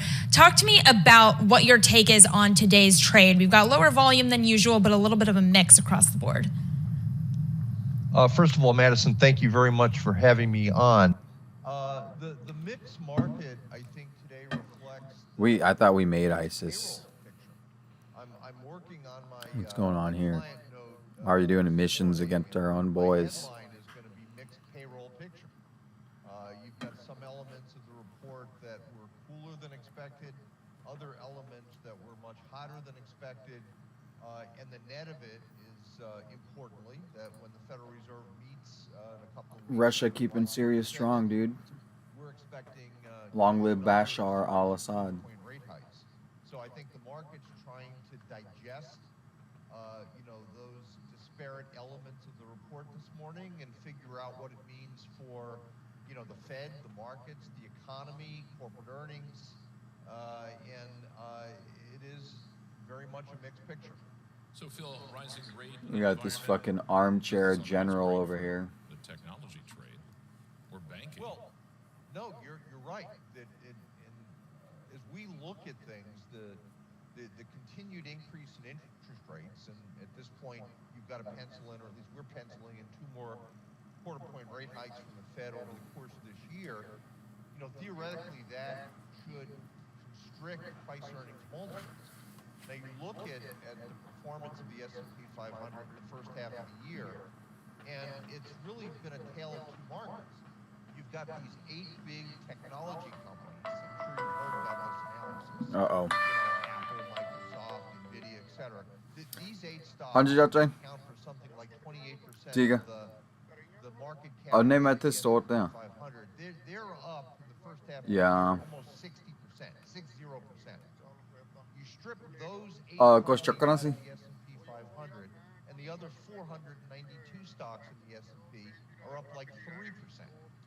So if you're Or maybe continued interest til environment higher, Valero til maybe det er den under hoga. that theoretically raises the rate of unemployment, slows Nej, economic overhovedet growth, ikke. earnings growth, contracts multiples. The Hvad gemmer det den? those 8 technology stocks Alright. ought to result, Alright, hvad er det? we think, in some sort of reversion to the mean. Ooh, we needed some quarters. Has that already started? I got some quarters here too. Timing, of course, is A box of quarters. difficult to predict here, but our best guess is that we should have a softer summer and softer fall based upon the equity market sort of Yeah. reevaluating what a tighter Fed means to the markets and the economy. To what extent then, when you look at those big 8, do you view I have 2 eggs left. When did I start eating this? I started eating this breakfast at 8. It's 9:30. I made this breakfast at 5:30. Just this week, they have started to come down a little bit when looking at the relative strength index, getting just a touch All closer morning to to eat those this. 50, 100, 200-day moving averages. Look, the reality is that companies These like Moronskis on Yahoo comments, man.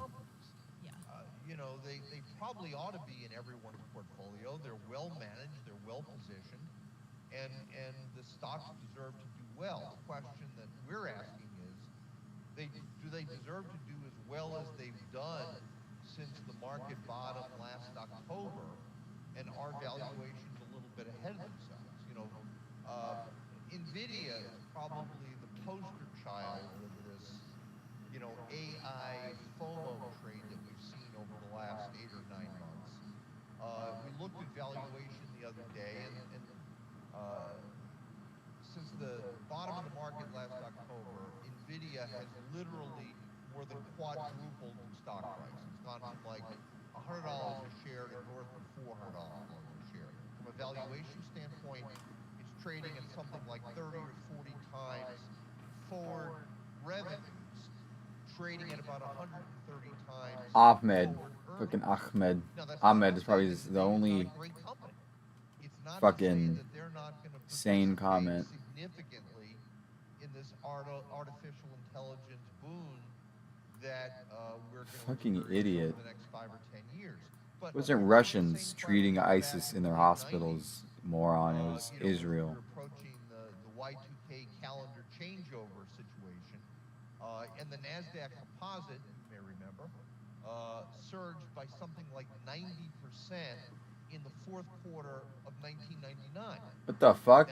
16-year-old mom of a 3-year-old. Because they were a solution to the Y2K calendar changeover? Absolutely.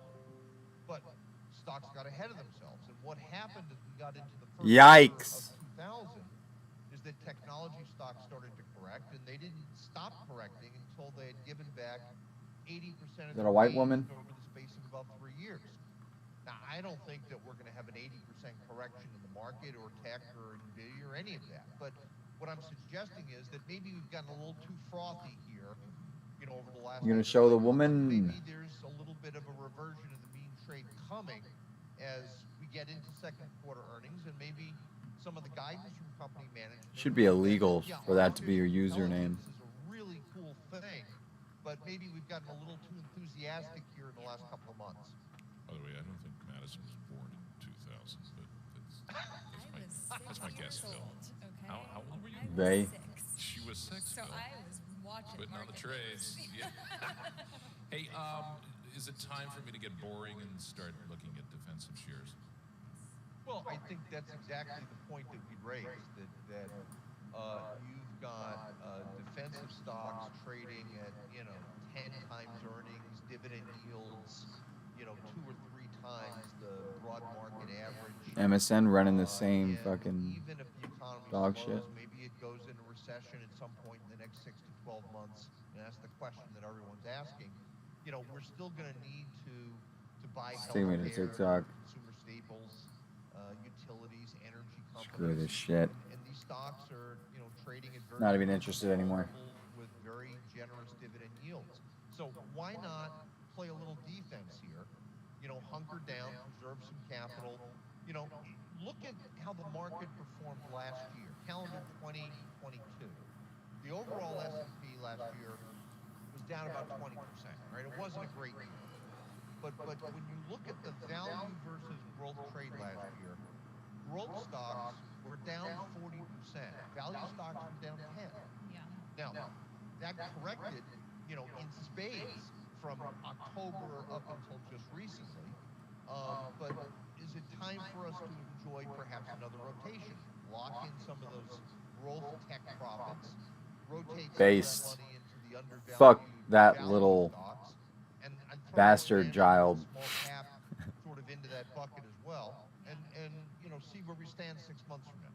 Okay, so Phil, final 30 seconds. Are you repositioning in that exact way, and what is that looking like? We're not repositioning. We're there. And I will tell you that you know, maybe we did that a couple of months too early. But that's exactly the trade we're looking at. The And robbers we're are not at it suggesting again. Take growth and tech to zero. We're just saying go slightly, you know, below neutral, go a little overweight on the defensive names, and let's see how the next couple of quarters play out. And as Phil is speaking, the tech-heavy NASDAQ is up 60, 70 points. He turned it around. Turned it around. Finally, I have something to say when I do my markets checks today. Phil, really appreciate you joining us on this Friday to talk about what's going on in today's trade. We really appreciate it. Again, that was Phil Orlando. He is Chief Equity Market Strategist and Head of Client Portfolio Management at his firm. As we were talking about this, and as John Tucker did an amazing job pointing out, the NASDAQ finally getting a little bit of movement up by 0.6%. The S&P up by almost 0.4%. The Dow Jones looking a little bit unchanged on the day. This is Bloomberg. Let's get to some world and national news with Bloomberg's Nathan Hager. All right, Madison, thank you. The World Health Organization. I like how the shit's already gone before they wipe it. Sexual misconduct in the last 6 months. We just got that word from the UN agency's Director of Prevention and Response to Sexual Misconduct. He says they got 48 allegations in the first half of this year, and the firings include people. God damn, it's a hot black girl. WHO was rocked by sexual assault claims against 83 aid workers in the Democratic Republic of Congo during the Ebola response from 2018 to 20. The Republican Attorney General in Kansas is now asking a state court to block transgender residents from changing the sex on their driver's licenses. The Chris fuck? Kobach says What the is new going on here, gender-defining law man? that took effect last weekend requires the state to reverse all sex changes in its records, including about 1,300 in the last 4 years. Democratic Governor Laura Kelly said last week the bathroom law does not apply to public records, and her office would continue allowing changes to transgender licenses. Treasury Secretary Janet Yellen says competition with China should not be winner-take-all. She met today with Chinese Premier Li Qiang after airing concerns about China's new metal export controls with U.S. business leaders in Beijing. We get more from Bloomberg's Jill Deesis in Hong Kong. It's really this weird situation where you can't just cut off all economic cooperation. Sorry, bitch. To economies, but at the same time, China doesn't think so. disagree about China thinks winner take all. primarily about national security, and that's really sort of poured over into how they affect each other's trade and sort of how they, how they trust each other, or in this case, really mistrust each other. Bloomberg's Jill Deesis. Oh, 1.5 eggs He left. struck a softer tone as well. He said relations with the U.S. will eventually see a rainbow after going through wind and rain. Global news, 24 hours a day, powered by more than 2,700 journalists. What the fuck and is this, analysts from man? 120 countries. This is Bloomberg.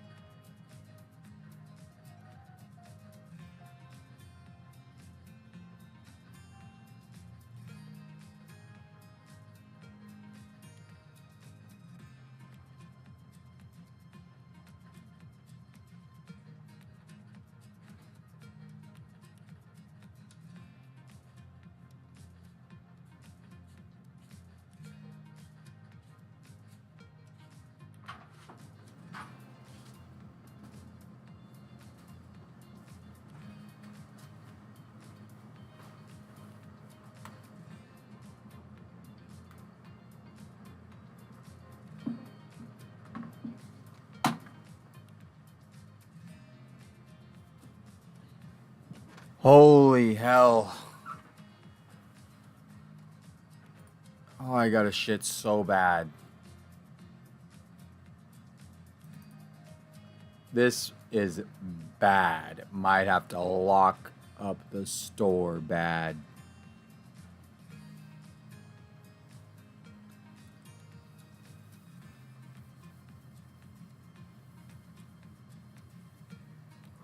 Oh, I need you, Dean.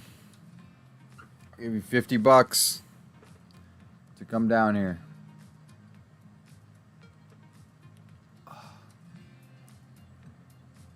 I still got an egg and a half.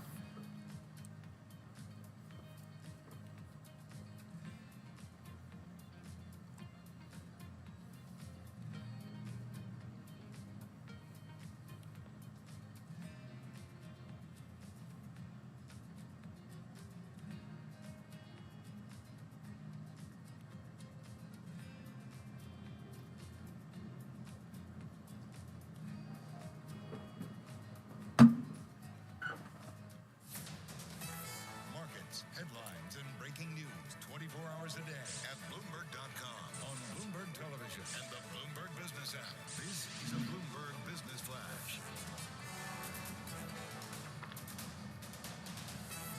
It's 12:40 on Wall Street. We do check markets all day long at Bloomberg. A substantial turnaround for the U.S. stock market. The Dow, the S&P, NASDAQ. Charlie looks like a fucking skeleton. Very much in the green. A 21-point jump right now for the S&P. Great voice, though. Higher now by about 0.5%. We do have the Dow up 60, up by about 0.2%, and the NASDAQ Composite Index up 99, higher by 0.7%.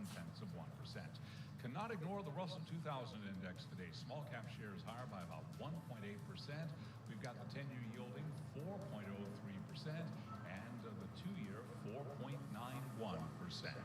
A spate of jobs reports tamping down speculation that the Federal Reserve will leave interest rates unchanged later this month. Reacting to this morning's jobs report, here's Phil Orlando, Chief Equity Market Strategist at Federated Global. He was interviewed moments ago right here on Bloomberg Markets. You've got some elements of the report that were cooler than expected, other elements that were much hotter than expected. And the net of it is, importantly, that when the Federal Reserve meets in a couple of weeks on July 26th, we're expecting, another in a series of quarter-point rate hikes.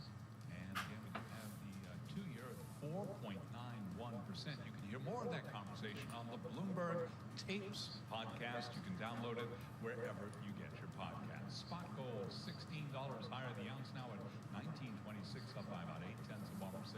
West Texas Intermediate crude up 1.9%, $73.17 a barrel.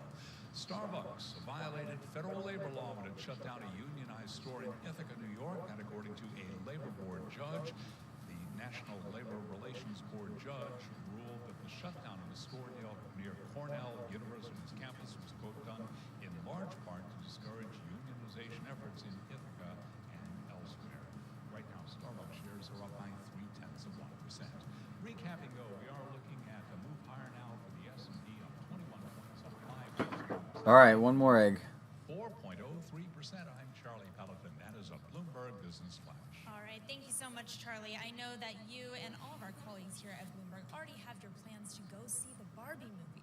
No, Charlie, seriously, didn't you actually threaten to go see this Yeah, and as a matter of movie by fact, yourself? I think I said, well, no, listen.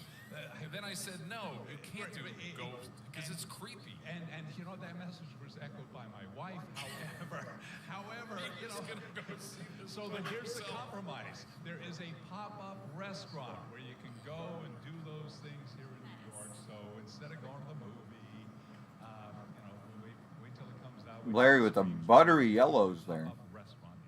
Okay, there you go. So interacting with the brand regardless, Charlie. Thank you so much. Charlie. Yeah, seriously, this is very exciting stuff. Me and my friends are all really pumped. I know that you'll be joining us at the theater, John, for the new Barbie movie. One of the reasons we're so pumped is because of the amount of money getting poured into branding for the film. So we're going to talk about all of this.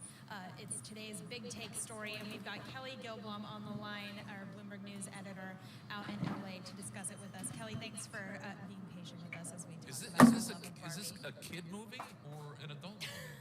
I mean, for older people, not adult. Yeah, thank you for your interest in Barbie. It's actually not really a kid movie. It's rated PG-13. If you've seen the trailer, you can see that it has a lot of sexual innuendo and So adult it's not humor. creepy if Charlie goes to see it by himself. John. It's for adults. It's for adults. Well, and it was very expensive to make, and so it's a big bet on those adults coming in to buy tickets, right, Kelly? Yeah, it was very expensive to make. It was $100 million. Mattel, which owns the Barbie brand, didn't actually pay for the budget. It licensed the brand to Warner Brothers, which covered the budget. But Mattel is definitely taking a big bet for itself on the overall perception of the brand. If you recall hearing about Barbie dolls at any point in your life, they can be pretty controversial. So they're really hoping that people are more endeared to them after this movie comes out.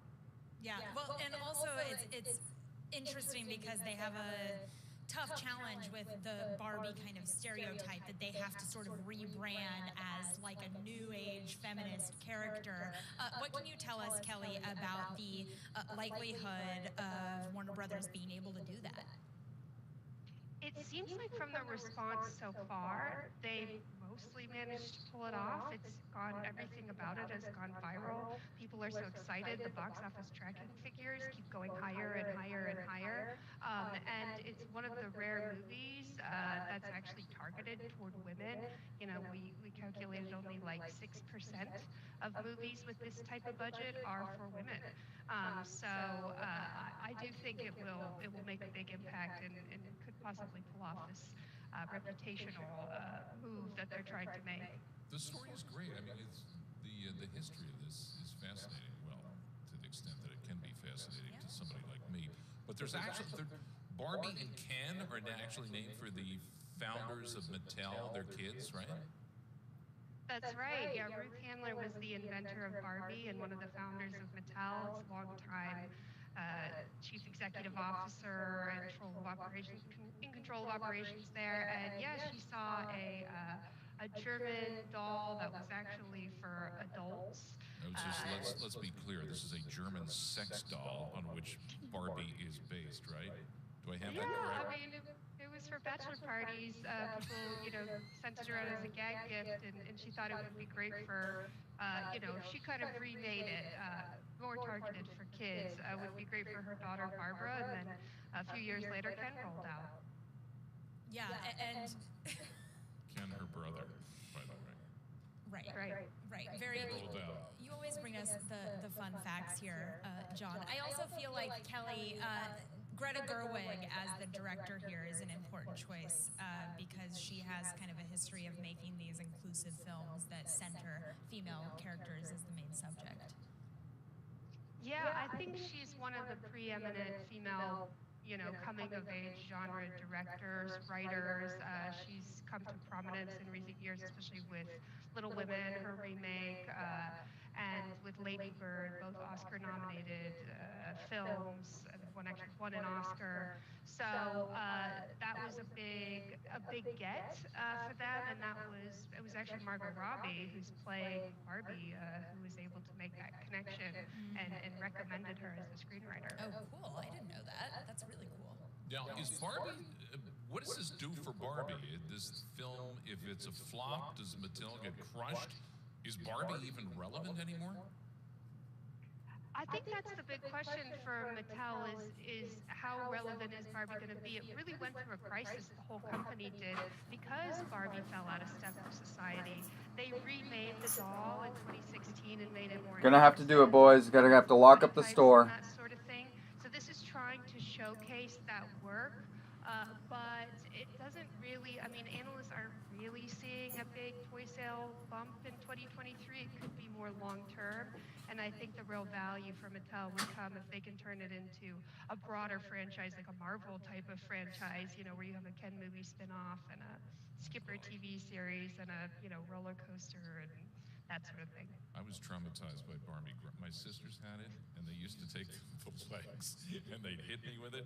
So I had these, like, two little bruises where Barbie's breasts hit me in the, That's just like. I'm sorry to hear that, John. That was Hopefully tough. you can That was a tough household you growing can go up. watch this movie and get a little bit. Has anybody closer. seen it yet, or is it you're waiting for reviews and all that stuff?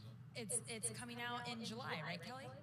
Later Yeah, this month, that's- a couple weeks. That's right. Some people have seen it. They're all critics. Their reviews should start coming on the 13th, and then its world premiere is on Sunday. But it's released wide on July 1st. Thank you, Kelly. For those listening on radio not seeing us, my hand is physically out in front of John to kind of control the commentary here when it comes to Barbie. I thought you were going to hit me with your Barbie. All right, Kelly, thank you so much for joining us. Sorry, things are getting a little crazy as we wrap up our show, but it's an incredible story. It's today's Big Take. You can find it on Bloomberg.com or on the terminal, wherever you get your Bloomberg news. It's also the Big Take podcast, which you can download wherever you get your podcast as well. It's incredibly well researched. They go through everything when it comes to Mattel and the Barbie movie. Highly recommend giving it a read or a listen over the weekend. Having said that, market's looking a little bit mixed still today, but finally seeing a little bit of green on your screen. We're covering it all right here. This is Bloomberg. Let's get some company news right now with Bloomberg's Steve Rappaport. Bye Bye Baby is going to bed permanently, Bloomberg's Dan Schwartzman reports. Steve, Bye Bye Baby stores will close after it failed to attract adequate going concern bids in a bankruptcy auction. New Jersey-based baby goods company Dream On Me Industries won an auction for Bye Bye Baby's intellectual property last month, but advisors kept searching for a buyer for the whole business. The unsuccessful sale caps a tumultuous period for the brand and parent company Bed Bath & Beyond, which is also shutting down. Bye Bye Baby was a key part of last-ditch efforts to keep Bed Bath & Beyond out of bankruptcy. Steve? Thanks, Dan. Shares of Tesla are up less than 1% as the EV maker starts laying off battery workers at a plant in China. Bloomberg's Ed Ludlow has more. There are 20,000 people that work in that Shanghai plant. What we're talking about is individuals on the team that take the cells from third-party suppliers and assemble them into modules and packs. One source told us that an element of this is because there is an aspect of automation that can replace some of those jobs. But this comes at a time where we are talking quite a lot about the price war, quote unquote, in China. Thanks, Ed. Earlier this week, Tesla and more than a dozen Chinese EV makers entered a pact to maintain fair competition and avoid abnormal pricing. Twitter is threatening to sue Meta Platforms over the launch of its new app Threads. Twitter attorney Alex Spiro sent a letter to Mark Zuckerberg accusing Meta of unlawfully using its trade secrets and intellectual property by hiring former Twitter employees to create a, quote, copycat app. A spokesperson for Meta says no former Twitter employees are employed with Threads engineering team. I'm Steve Rappaport, and this is Bloomberg.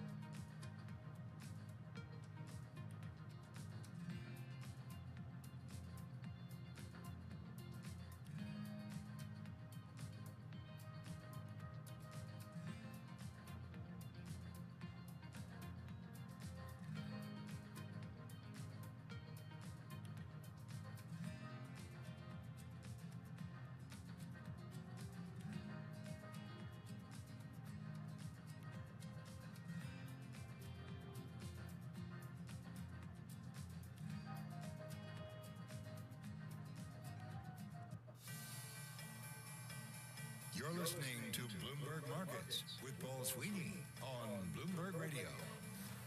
All right, everyone, I'm Madison Mills here with John Tucker, wrapping up our 3 hours of markets coverage. This is the last time that I have the honor of getting some world and national news with the one and only Nancy Lyons. Thanks, Madison. U.S. Treasury Secretary Janet Yellen is in Beijing, where she's been holding economic talks with Chinese officials and business leaders, and also speaking at a roundtable discussion. She says it's in the best interest of the U.S. and China to have direct and clear lines of communication at senior levels. In the economic realm, regular exchanges with our Chinese counterparts can help us monitor economic and financial risks, and it can help create the conditions for a healthy economic relationship between our two countries. Yellen also says competition between the two countries is not a winner-take-all situation, but she says they do need to manage their rivalry with a fair set of rules. While Treasury Secretary Yellen searches for common ground between the U.S. and China during her trip to Beijing, the White House is calling on China to do more to stop the spread of illicit synthetic drugs like fentanyl. Bloomberg's Amy Morris has details. Assistant Secretary of State Todd Robinson says China, quote, needs to do more as a global partner to disrupt illicit synthetic drug supply chains, something Secretary of State Antony Blinken pushed during his visit last month. Robinson says that so far there's no indication China plans to join a new U.S.-led coalition of 84 countries working to disrupt the spread of fentanyl and other drugs. Private Chinese firms export many of the chemicals used in creating fentanyl. In Washington, I'm Amy Morris, Bloomberg Radio. This afternoon, President Biden will be announcing steps that his administration is taking to help lower health care costs. Among them is an effort to close loopholes on insurance plans that often provide reduced coverage, and another one that would prevent providers from evading billing regulations by contracting with hospitals defined as out-of-network. Global news 24 hours a day, powered by more than 2,700 journalists and analysts in over 120 countries. I'm Nancy Lyons. Now back to you, Madison and John. All right, thank you so much, Nancy. Finally seeing a little bit more green on the screen. The NASDAQ up by about 0.7%, S&P up by about 0.5, and the Dow Jones sneaking closer to 0.2% there. So a little bit more conviction, still low on volume for the day. Having said that, we do want to wrap our show with a story about the Manhattan real estate market, something that John Tucker and I are both incredibly passionate about. Julia Koch, as we know her, the widow of billionaire David Koch, she sold the couple's Manhattan townhouse. The sticker price, $41 million. Oh.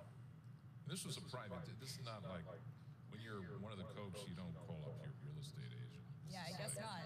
This is these are private sales that take place here. Yeah, okay, tell me, John, which of these is the most appealing aspect of the house to you? 8 bedrooms, spa, media room, and a sports court.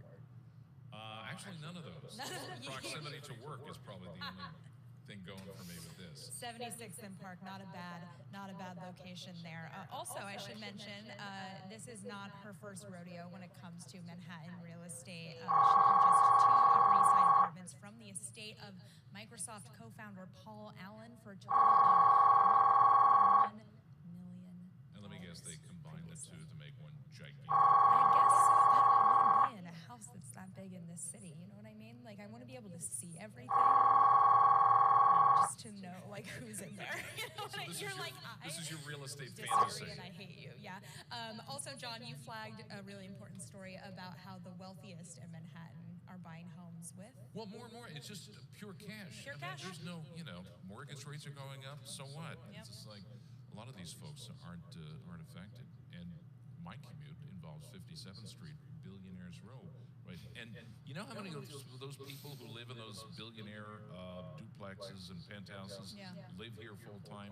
None. None. I know. I wish I could get in there, but I do, as you know, I live a block away, so I really can't complain about my commute. We have completely opposite commutes. All right, everyone. Thank you so much. This is the time of my life, sitting here with John Tucker for the past 3 hours. A distinct pleasure. A distinct pleasure and honor. Continue to stick around here with us. You're going to get a lot of fantastic news with the one and only Joe Matthew coming up next, because Sound On starts right now.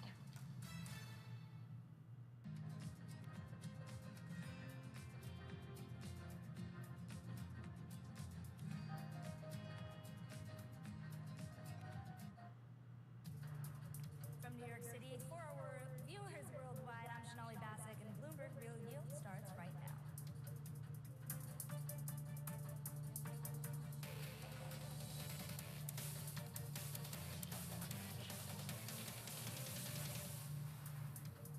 June jobs report shows a cooling labor market, setting up for a potential turning point in the economy. And the question now becomes, can the Fed keep its hawkish tone?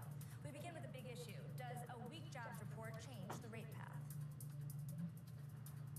Labor is the key. Miss on job creation, a little softer on the headline. This will not get in the way of the Fed hiking in July. 3.6% unemployment rate. Still looking at a very tight labor market. Labor market remains quite resilient. Labor markets have to soften. We really need to see the job market start to crack. The threat of a hard landing is really low here. This economy is strong enough to avoid a recession. The Fed has to break the labor market. The Fed is going to have to choose. At the end of the day, this is going to be a big concern for the Fed. Hike in July. Fed's gonna keep moving. At least 2 hikes. Fed is going to hike. The stronger the data comes in, the more aggressive the Fed ultimately needs to be.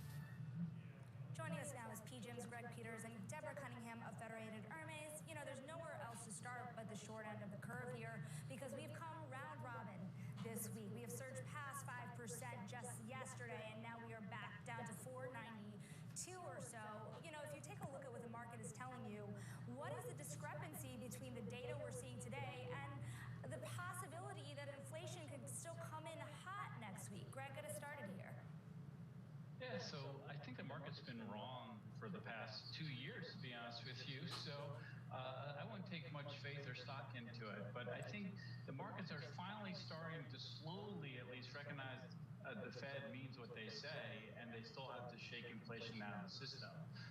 But it'll be an uneven, volatile path. But you're starting to see this repricing in the front end that makes a little more sense to us. If you recall, if you go back to March, you know, during the banking swoon, I mean, we were pricing in pretty substantial cuts into this year, and that's slowly being taken out of the market, and that makes sense to us. How do you feel about it, Deborah? When you look at the move backward today, does it make sense to you on the heels of this jobs report? You know, we really should listen to the Fed a little bit more. I agree. To the extent that the labor market is starting to pull back a little bit, it's just beginning that process. And certainly what we've seen, even with the report today, you know, when you take the revision into account, it's still a pretty positive number, especially when you consider how positive it was last month. And when you look at it kind of on a moving average basis, you know, it takes it down from what was maybe 247,000 down to 244 on a monthly basis. That's not that much of a change. I don't think that is something that the Fed is going to find comfort in, and at least not enough comfort to want to change what seems to be a pretty consistent Fed speak across, you know, basically all the governors and those that have been, you know, talking in the most recent weeks or so. It's truly kind of a chorus here for higher for longer. I want to read you both a quote today from Jim Bianco, a conversation I had this morning of Bianco Research. Maybe there's something more to break here, he says. We'll see, but the direction of rates is still higher, and the market isn't fully embracing this idea. As the market waits to catch up, Greg, where can they be caught off guard here as they expect rates perhaps to lag what reality has shown to be true? Yeah, so I think this is a lagging effect. We don't know. You know, commercial real estate is, you know, considered the canary in the coal mine, but it's really not dissimilar to, you know, levered cap structures elsewhere, right? So the world has really benefited, both real estate and corporates benefited from the zero to negative interest rate policy for quite some time. So this adjustment factor is well on its way. And if you believe, like we do, that, you know, rates will remain higher for longer, we've been really leaning against this notion that the Fed can cut here given where inflation is, then, you know, there's probably a lot more breakage on the follow here. Breakage. Deborah, if you think about breakage, and even whether you think about the lagged effect of interest rates or even the future effects that we might see from higher interest rates, what are you most concerned about in credit markets to break? Well, you know, first of all, I don't think that 5% is an inordinately high interest rate environment. Maybe if you've only been in the market for the last 15 years, where 12 of those 15 years we've been at 0%, does 5% seem high? But in the context of a broader historical time frame, 5% seems maybe 100 basis points higher than the average, 75, something like that. As far as breakage goes, I mean, everybody is always looking to the banking system, and certainly, as was mentioned, the commercial real estate sector is one that will be impacted, not only with a higher interest rate environment, but also because of the effects of COVID. But, a couple reminders. Number one, not all commercial real estate is created equal. So, if you look at commercial real estate that's multi-housing, it is, at its peak from a strength perspective. Whereas on the other side of the equation, if you look at it in the context of office building, multi-use office building, there you're, kind of further down in the doldrums. I think another thing from a bank portfolio perspective is to understand how that all plays out. Not just commercial real estate, but what the segments are, what the relative geographic locations are of those segments as well. And then finally, when you look at the securities portfolios for the banks, similar to what was going on with Silicon Valley Signature Bank back in March, ultimately the Fed has fixed that problem for a year. Oh man, sweet relief. And to the extent that year doesn't give us enough time to get Like a massive weight lifted from my bowels. securities that are held in banks' portfolios. Oh, I always feel like I got away with murder anytime I lock up and take a poop on the clock. Facility would be extended, 6 months or a year, to continue to allow that to facilitate, no breakage or very little breakage in the banking system. Well, Deborah, maybe expand on that really quickly here. Does this mean that this market is still very much on life support? I'm sorry, does it mean the market is very much on life support? The Federal Reserve's life support. Yes, it is. Sorry. I don't think it's on life support. I mean, certainly there are banks that grew inordinately from a pace perspective over the course of, call it, the last 2+ years. And in that, maybe the securities that they own or even some of their, lending practices have been done at much, much lower rates. And there is the facility that's allowing those to kind of catch up with those securities, those high-quality securities. They're for the most part treasury securities. So there's no credit issue associated with them, but to catch up from a market pricing perspective. So I wouldn't call it life support. I think there's probably maybe some bridging the gap, let's call it. Greg, I want to also bring up, when we So he looks like a fucking crypt keeper. supposed to be the year of the bonds, the fixed income comeback. And when you look at performance overall, you are We gotta make a better back in 15 minutes clip art deal for my door when I take a poop. ones are really helping that benchmark pull higher. When do things really start to turn around for the fixed income investor? I don't think you want it to turn around necessarily. Let's get back to basic principles here. Fixed income is about income and it's about yield. And the fact that yields are higher, all else equal, that's a very good thing. So we're in this very volatile period, of course. Last year was a great lesson, I think, of what happens when rates are extraordinarily low and there's a repricing. At these higher levels, there's much more cushion. I think fixed income is in a much, much better place. And in fact, I really lean against this notion that we have to have Fed cutting cycle to really boost fixed income. I think that's the opposite of what we want. We want to keep yields higher here, get the income component, the old roll and carry game, I think is incredibly important. And just kind of the flip side of what was being talked about before, I think we have a discounting problem, right? So, all these cash flows, all these valuations were based off of much lower interest rates. The fact that interest rates are higher today changes the valuation construct, at least on the riskier side, i.e. equities. That actually puts fixed income in a much better position as a consequence. Greg, with somewhat of a sanguine view here, do you dip into more risk when it comes to the corporate debt market? You have some really significant sell-offs today when you look at the likes of HYG or LQD.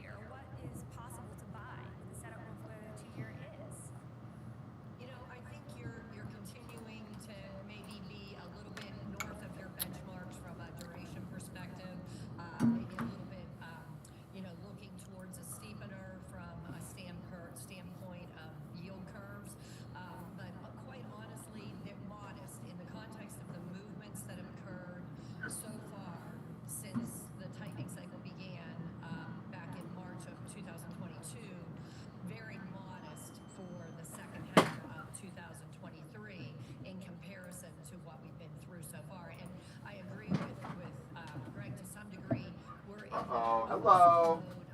How you doing? Clipping to, use an What's up, guys?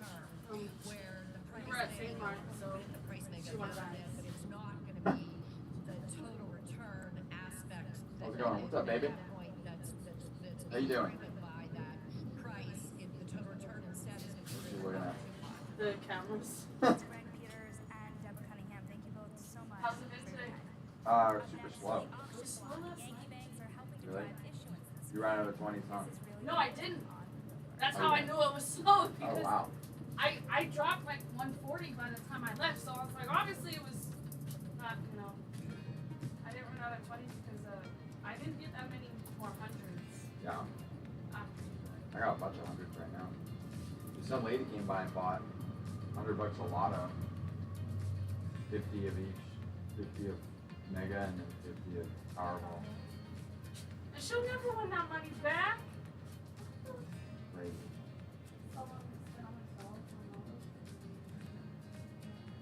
I'd rather spend $100. What are you up to? Something I'd actually use. Yeah. Are you ready to go get yum-yums? You hungry? Where are you trying to go? Where are you trying to go? No. Jason's doing paperwork. He's busy. He has to work for a living. Yeah. You don't need nothing in here because I already got you your bill. Keep on your head. I'll be back. I'll probably latest I'll be in this one. Okay, I should fine. be here by 12:30. No rush. Really exciting field. No rush. It seems as though we're uncovering new insights each and every day.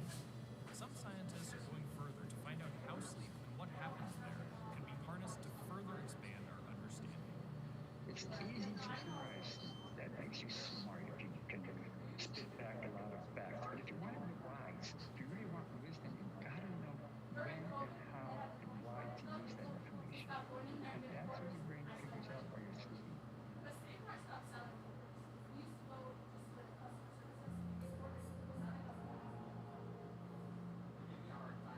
The top names in business are on Bloomberg. For Indigo, this is a 500 planes order. That's the biggest order ever in terms of number of planes. It doesn't change the short-term perspective on ramping up the production. Our aircraft delivers a delayed the supply chain that was really decimated during COVID. It's a real challenge for all the OEMs at the moment, but we absolutely have to have those aircraft delivered on time. Nobody covers business like Bloomberg, your global business authority.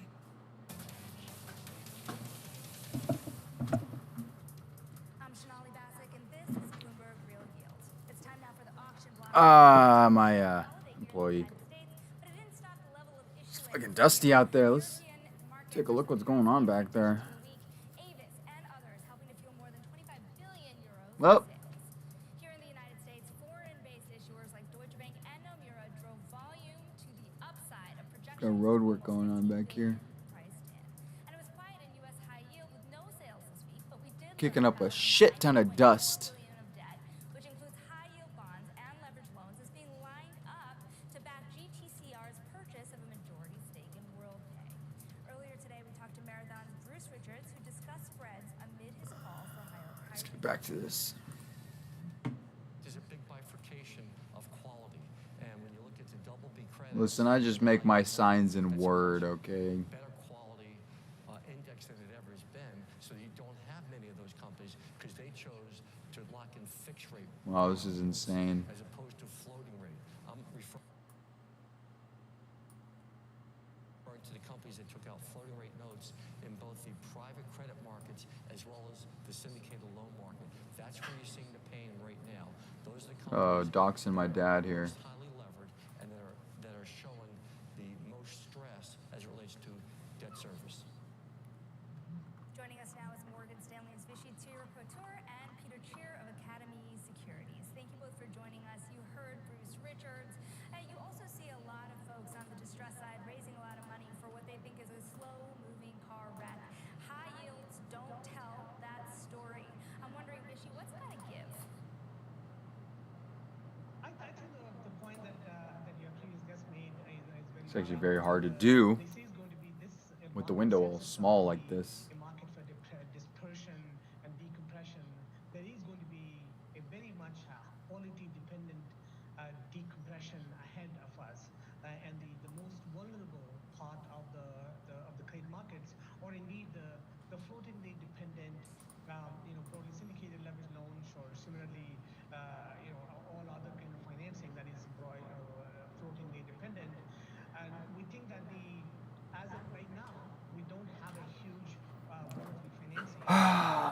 You know what? I actually give up.